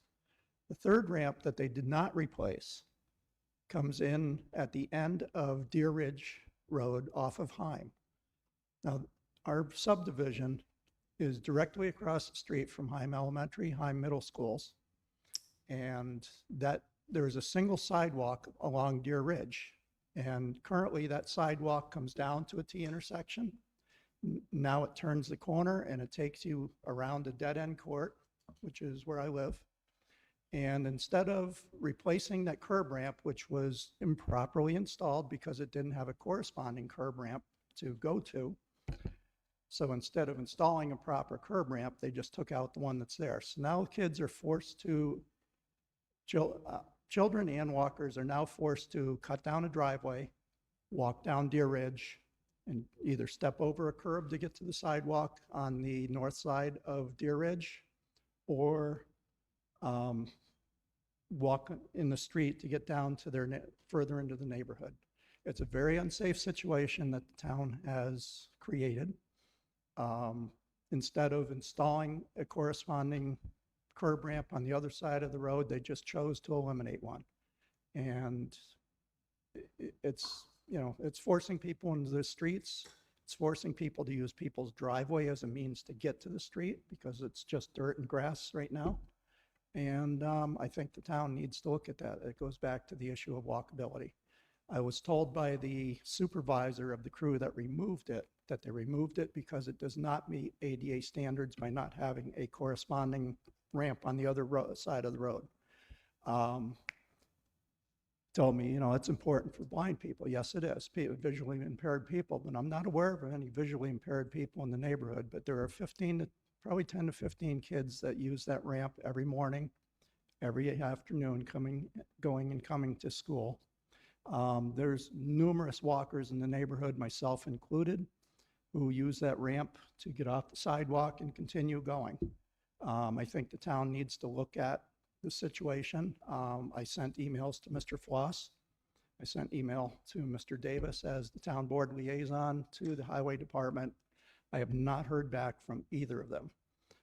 That's disappointing to me. Not even an acknowledgement. I've received your email. Thank you. We'll look into it. That's not the way to run a town.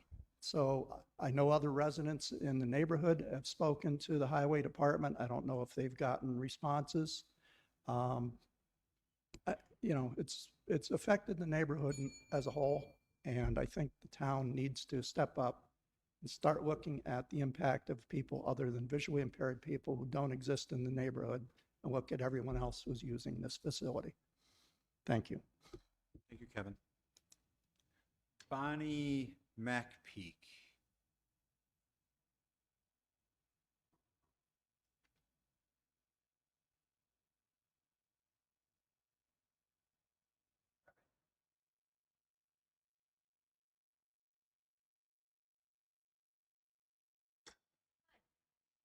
Bonnie McPeak. I live on Ferndale Road. Can I you spoke wait earlier. into the speaker if you could?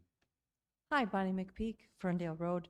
I spoke earlier. I was waiting through this whole meeting because I saw that you have development review actions about the storage systems. So my questions for you is, do you have a plan in place of where you want this located or what you're going to do, or is this open-ended? I'm sorry, what resolution? The secret determination? The best battery. Oh, the battery. Yeah, for the best, yeah. Okay. I'm sorry, continue with your questions. So do you have a plan in place? Is it, a site in place? What exactly is happening here? So Bonnie, if you can ask all of your questions to this board, and I will answer a lot of them at the end of our public expression. So keep asking all the questions you have. So that's just what I want to know, is that are you looking at the long-term effects of what this could provide for us? Not just the immediate hazards of what happens when something goes wrong. And we can sit here and say, oh yeah, nothing's going to go wrong, but we know it will. A lot has happened. We have to follow from the past. We have to learn from the past. I am recovering from cancer right now. I am learning so much of what causes cancers and stuff that we didn't think was a big deal when I was growing up, which is now huge. And we're trying to protect our children from. And that's what I want to do. I moved away. I lived in Eden. You hear the windmills. You hear the noise out there. I didn't want to be there. I came back home to be with my family. What I came to is not the towns that I left. We have bigger buildings. We have a lot of change. We have everything going on, but I still want that sense of community, and I still want my families to be safe. I want to be safe. I want to live a long life here. I don't want to have to worry about everything that's happening or these new systems that are coming in that are going to kill me sooner than what everything else is trying to. So I'm just begging you, please do not do anything in the town of Amherst. Keep Amherst safe. That's all I want to say. Thank you. Next speaker, Thomas Frank.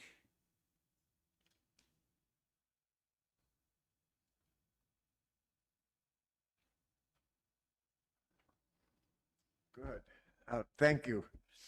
Good evening, Amherst Town Board members. This is the second quarter of the 21st century, and my name is Thomas Frank. I reside in the 1.2 square mile walkable village of Williamsville in the 54 square mile downtown town of Amherst, New York, Central Park Greenway. This part of the Ellicott Creek watershed is a highway storm sewer infrastructure drainage system. It is a tributary of the Tonawanda Creek and part of the Niagara watershed. Thank you for allowing me these 3 minutes to comment on this Monday, July 27th, 2026, Town Board regular meeting, Section 13, Department Head Resolution and Reports, Section I, the Economic Development, number 1, Resolution 2026, number 573.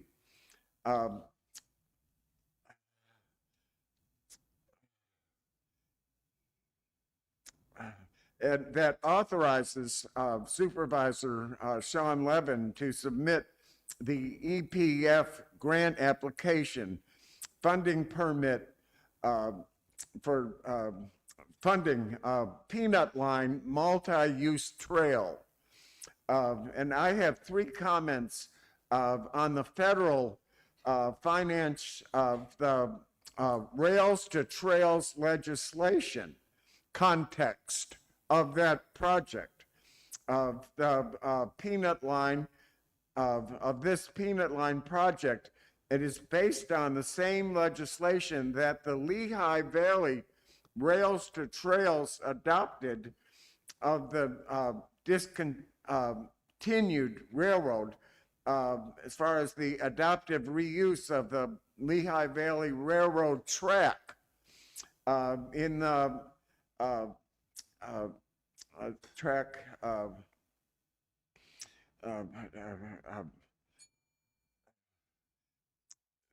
it is based on the legislation of the trails adapted of the discontinued the track in what was the industrial railroad section in the village of Williamsville section of the town of Amherst, New York. And the second comment that I wanted to make is that we are 5 days away from the 4 p.m.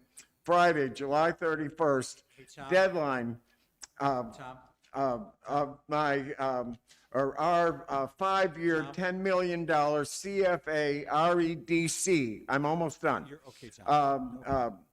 Application for the New York State Parks Recreation, the Niagara Greenway, the Watershed Greenway Cultural Heritage Preservation Project. Okay, that they're apart, they're interconnected. I just want to finish. That the REDC, the Regional Economic Development Commission, this is my third context that I wanted to comment on, is that I wanted to bring to your attention. Tom, I really appreciate being here. There's a couple of more speakers, done. Tom. No, America, darn, I wanted to give you these. I know, I appreciate it. Can you give it to Steve? Tom, to me. If can Tom, you give it to Steve? Tom. That's okay. All right, thanks, Tom. I appreciate it. No, that's great. Thank you. Yeah. This is great. No, I'll make sure everybody gets a copy. Okay, it's a part of the Erie Canal National Heritage Corridor. Tom, That the, Tom. Hey, Tom. I know I'm it's almost late. done. No. Oh, I got a couple more. Can you just give it to Steve? Tom, give them to me. I'll take care of it. Yeah, that's fine. Oh, that's fine too. Okay, thank you, Tom. Okay, appreciate it. Thank you. All right, Tom, we got more speakers, okay? So you know I always like having you here, and I'm so happy you speak every meeting. So, Tom, I give you wanted plenty. to bring to your attention. Tom, that the Mr. American Frank, 50 respectfully, you've got to stop now. The American, darn, Tom. 10. okay.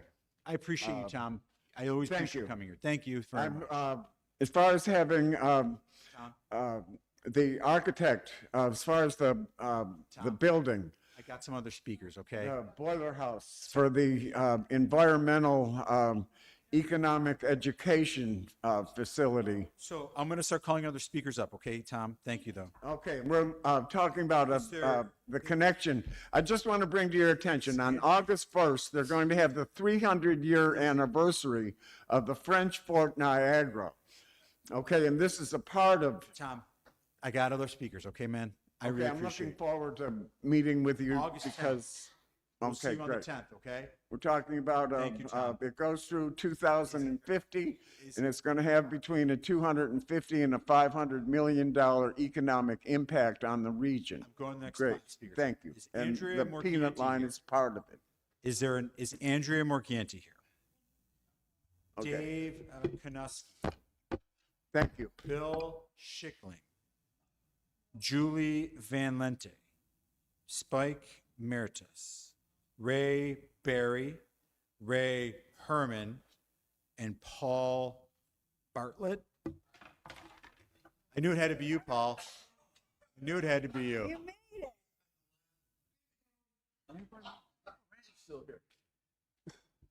Hi, Paul Bartlett. I live on Grass Point. Again, I'm bringing up the issue of the gambling at the senior center. I've been a member for approximately 2 years, primarily Pinochle. Last 6 months, I joined up with the Euchre Club. Summer came, I stopped that one. $4, $2. In today's world, it's nominal. It brings the people together. And again, I'm the baby, and it's 66, and you have other people there up as high as 95.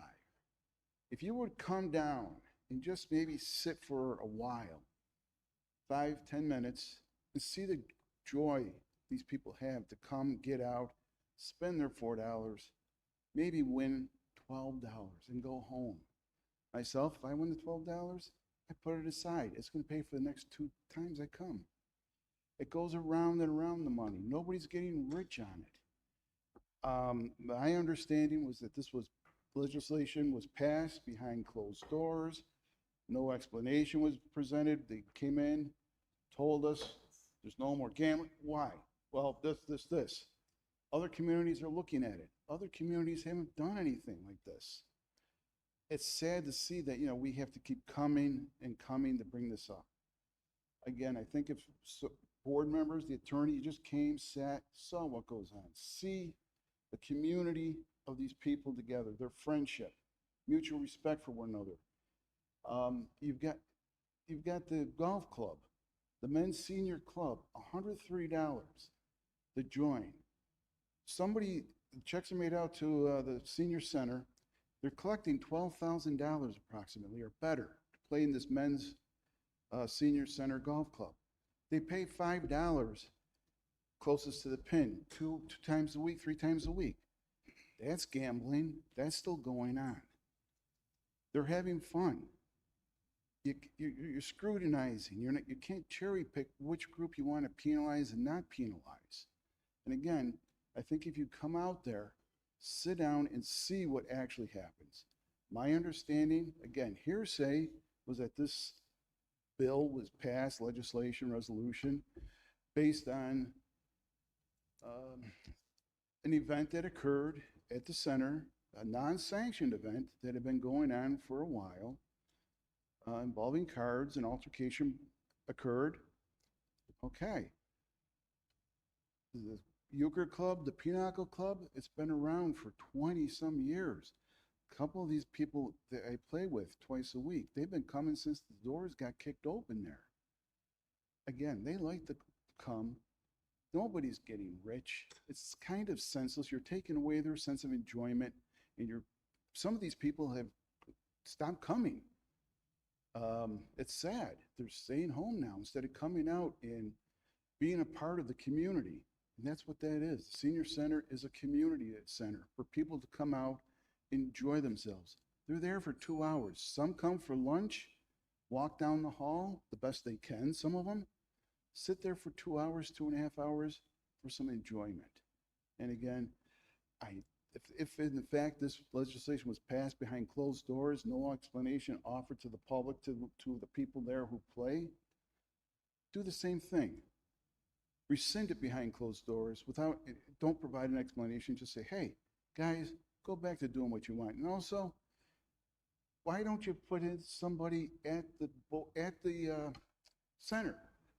Hey, you come in, John, you sign in, where's your $4? An actual employee there, because you never see him.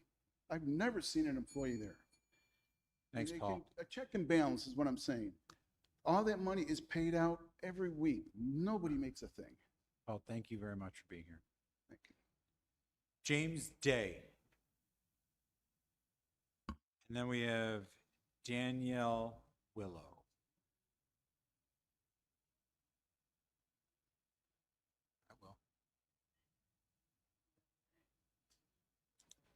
Danielle Wilcox, Radcliffe Drive. First time here. Probably picked the wrong one to come to for the first time. Might not be a repeat customer. So my address is actually pretty important. If you heard Radcliffe Drive, I missed bedtime tonight because I'm here to bring up a pretty big concern.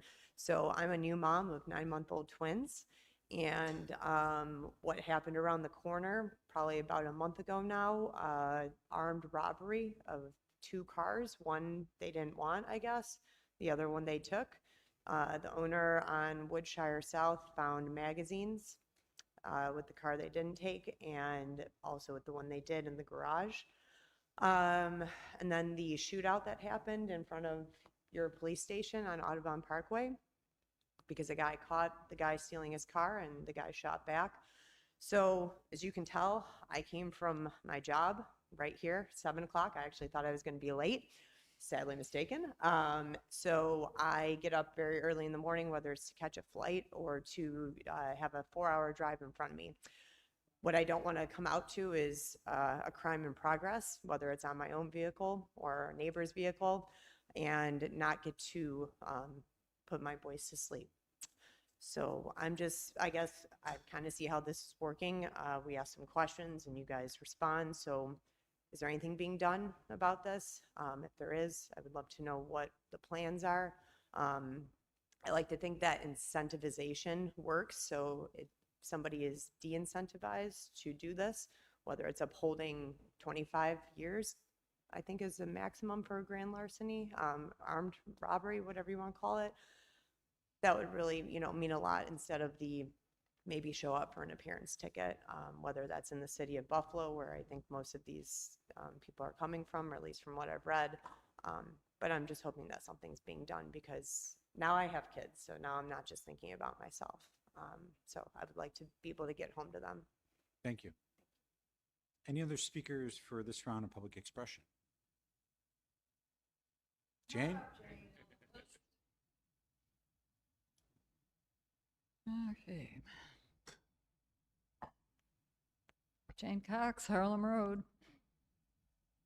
I was pleased to see under the comment section, or the communication section, excuse me, of tonight's agenda, the 2 state controllers' audit reports about the employee benefits and about the information technology. I think this is a step in the right direction. I would encourage every town employee, which we don't have too many left here, to read these audits and get an idea of how things happen. The employees need training and record keeping for the different union contracts. Both training and oversight are needed to make sure that retirees receive their proper benefits. And for the exempts, designated oversight is needed, and complete written rules regarding their benefits. Should be, I know you put some things into writing, some things are still vague. I would strongly encourage the town to verify that positions actually qualify for exempt status under the Fair Labor Standards Act. Let's get rid of the friends and family plan. What I'd like to know is, will this report be the end of the audit review, or will they be following up on the recommendations that they made to the town? I know you've responded to them. But will the controller's office be coming back to the town to see if these things are in progress? Or I'm not sure how this works. I'm just really glad to see that you're willing to put the information that was gathered out there, so people can learn what kind of situations are going on in town. And I think the exempt employees status has always been a concern, because a lot of people believe that employees were given that status that may not actually qualify for it. Thank you for listening. Thank you, Jane. There's stuff. Any further comments during public expression?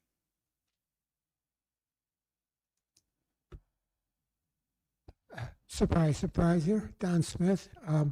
First of all, I'd like to thank everybody who stayed.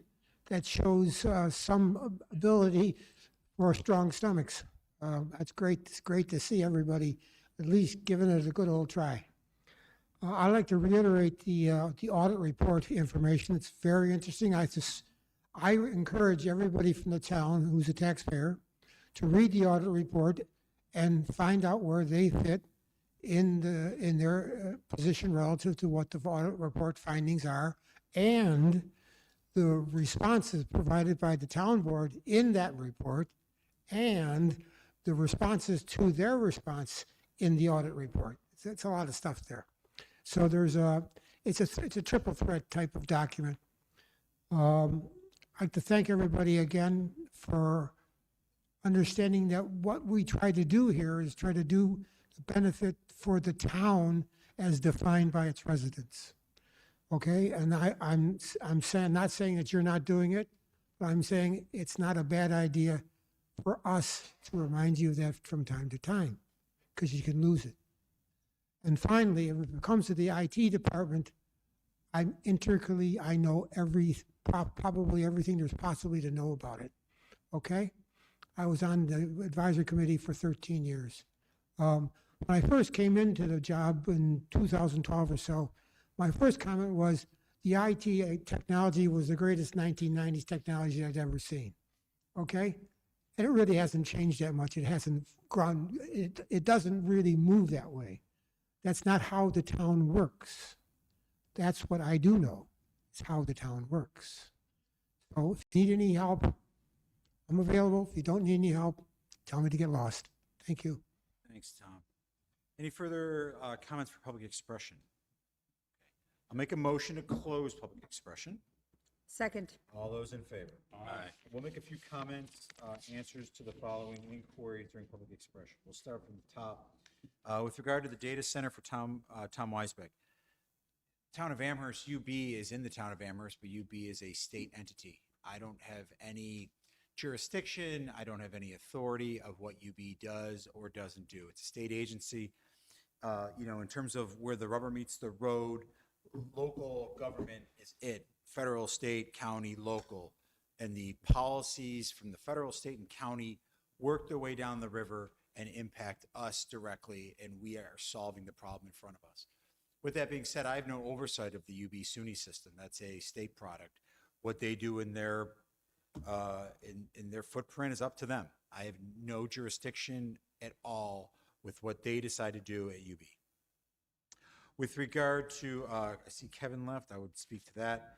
Bonnie, with regard to your battery, so the town of Amherst has worked considerably hard to update that law that we passed this evening regarding the battery law that we passed. This is one of the first municipalities, if I'm not mistaken, in Western New York to have this on the books, because we were seeing these kind of half-concocted battery terminals coming before our planning board. So our planning department worked very hard with our legal department to create rules and regulations that would have some kind of guardrails regarding these battery storage systems.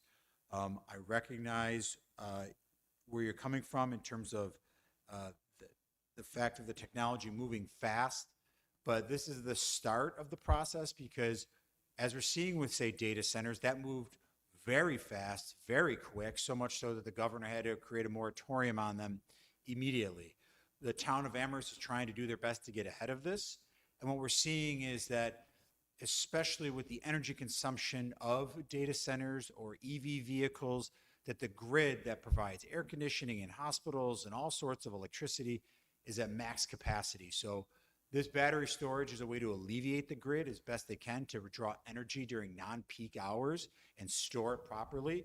And this law, I think, is a good starting point for the town of Amherst and its commercial and residential property owners to start with that energy storage. But we're still working through it. It's new. There'll be more to follow as we progress down this path. Supervisor, if I may just add on. So Bonnie, what we created were the standards. Our planning department has had outreach from someone who wishes to put one in. There has been no proposal at this time. So this is open-ended. It's just setting those standards. We don't have a specific one that's coming in or where it's going to go. I do really suggest you watch the 6/22 public hearing. Was it July? I thought it was June. Okay, July 6th, excuse me. Daniel Latowski from our planning department went way more in detail on the law. We asked a lot of questions about water consumption, Tom, because I didn't know what the difference was between battery and data centers and those things. But so this establishes the standards. If there is one to ever go in, they would go in front of the planning board and request that permit. That's when they'll also have to get the sign off by fire safety. That's when they'll have to prove their setbacks for the 500 feet for the gentleman who mentioned it, all those things. So this just establishes the standards by which they'll be evaluated if they wish to come forward. So we don't have one. The town's not putting one in. There isn't one here. But because Dan, am I lying at all? Did I misstate it all? Dan? Am I stating correctly, right? Yes, okay. I was like, the way you were looking, I was afraid I got it wrong. So this helps us and our planning board, by which they're supposed to review and by which we're going to expect them to look at these things when they come before our town planning board and site plan review. So there isn't one right now that we know of or a location for one. It's just the standards by which they'll look for all of them. And given the setback, which is 500 feet, it's going to be a pretty large property in order to fit it but we'll see. Our next person who spoke was Danielle, who survived to the very end. Thank you for staying. You know, crime's an issue we take very seriously in the town of Amherst. Amherst devotes a lot of resources, a lot of energy, a lot of screening to the Amherst police officers. I think they do an exceptionally good job. We've devoted a lot of resources to our community policing department on Bailey, our training facility on Bailey. And again, I think Amherst PD answers the call. And I've talked to prosecutors who will tell you, like, if they're getting a case from the Amherst Police Department, it's signed, sealed, and delivered. They're that good at what they do.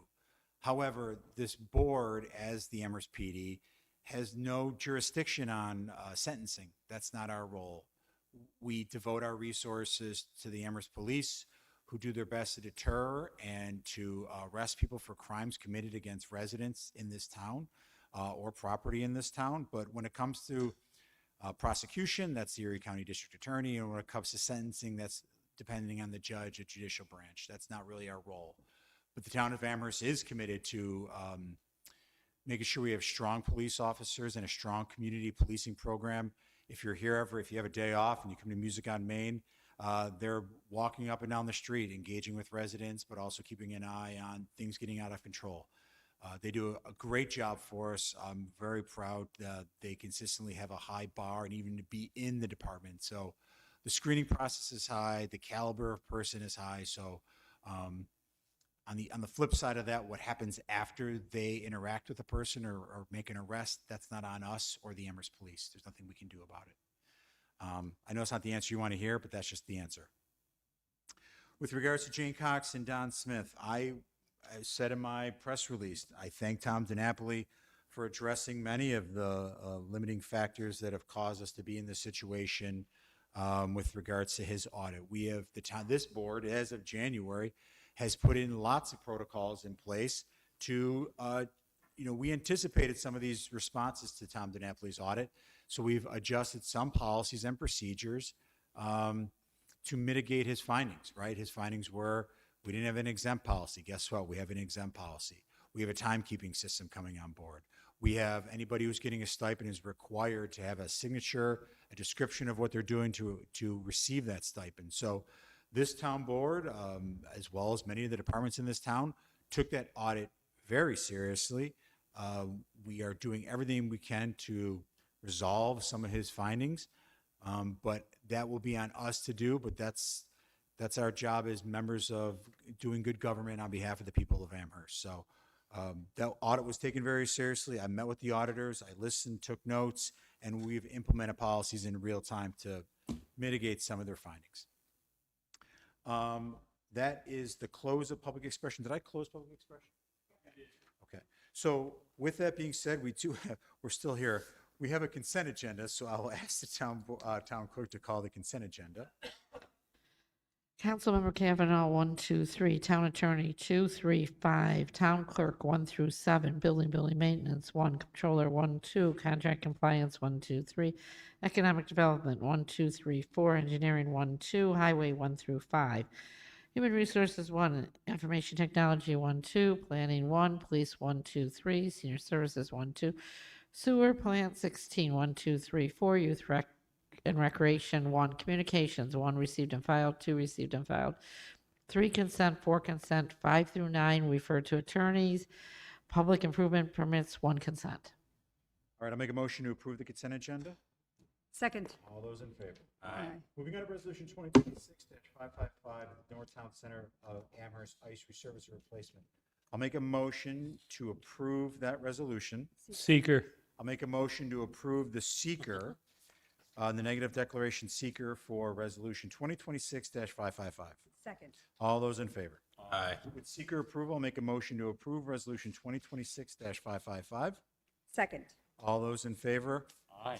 Wait, I need a voice vote. voice I will Thank ask, you. I have a second, but I will ask the town clerk for a voice Supervisor Lavin. vote. Yes. Deputy Supervisor Marinucci. Yes. Councilmember Zakala. Aye. Councilmember Davis. Yes. And Councilmember Kavanaugh. Yes. Okay, we are under Resolution 2026-558, which is 4300 Millersport Highway. So we have an amended, so we have those 3 amendments to that resolution, which the petitioner provide the planning department, subject to successful completion of CRS, final review and approval of documents listed above by the town attorney's office and zoning enforcement officer, recording of the declaration of restrictions for permanent open space at the Erie County Clerk's. The petitioner shall be required to provide a recorded copies of the warranty deed, permanent public drainage easement, and sanitary sewer easement to the planning department. And 5, 6, and 7 is the petitioner shall provide the planning department with a recorded copy of the declaration of restrictive covenants required pursuant to the nationwide permit number 29 as issued by the United States Army Corps of Engineers, June 27, 2024. The acceptance of the public improvement permits upon the recommendation of the engineering department by the town board, subsequent to the documents referenced above being recorded at the Erie County Clerk's office. Lastly, the petitioner shall be required to provide a performance bond for the street lighting to be installed by the petitioner in accordance with the approved plans for the project. The content and the amount of the performance bond is subject to the approval of the engineering department and the town attorney's office. And I so move with the amended resolution for 2026-558. Second. All those in favor? Aye. That concludes our agenda. We are going to move to adjournment. I'll make a motion to adjourn this evening's town board meeting for July 27th, 2026. Second. All those in favor?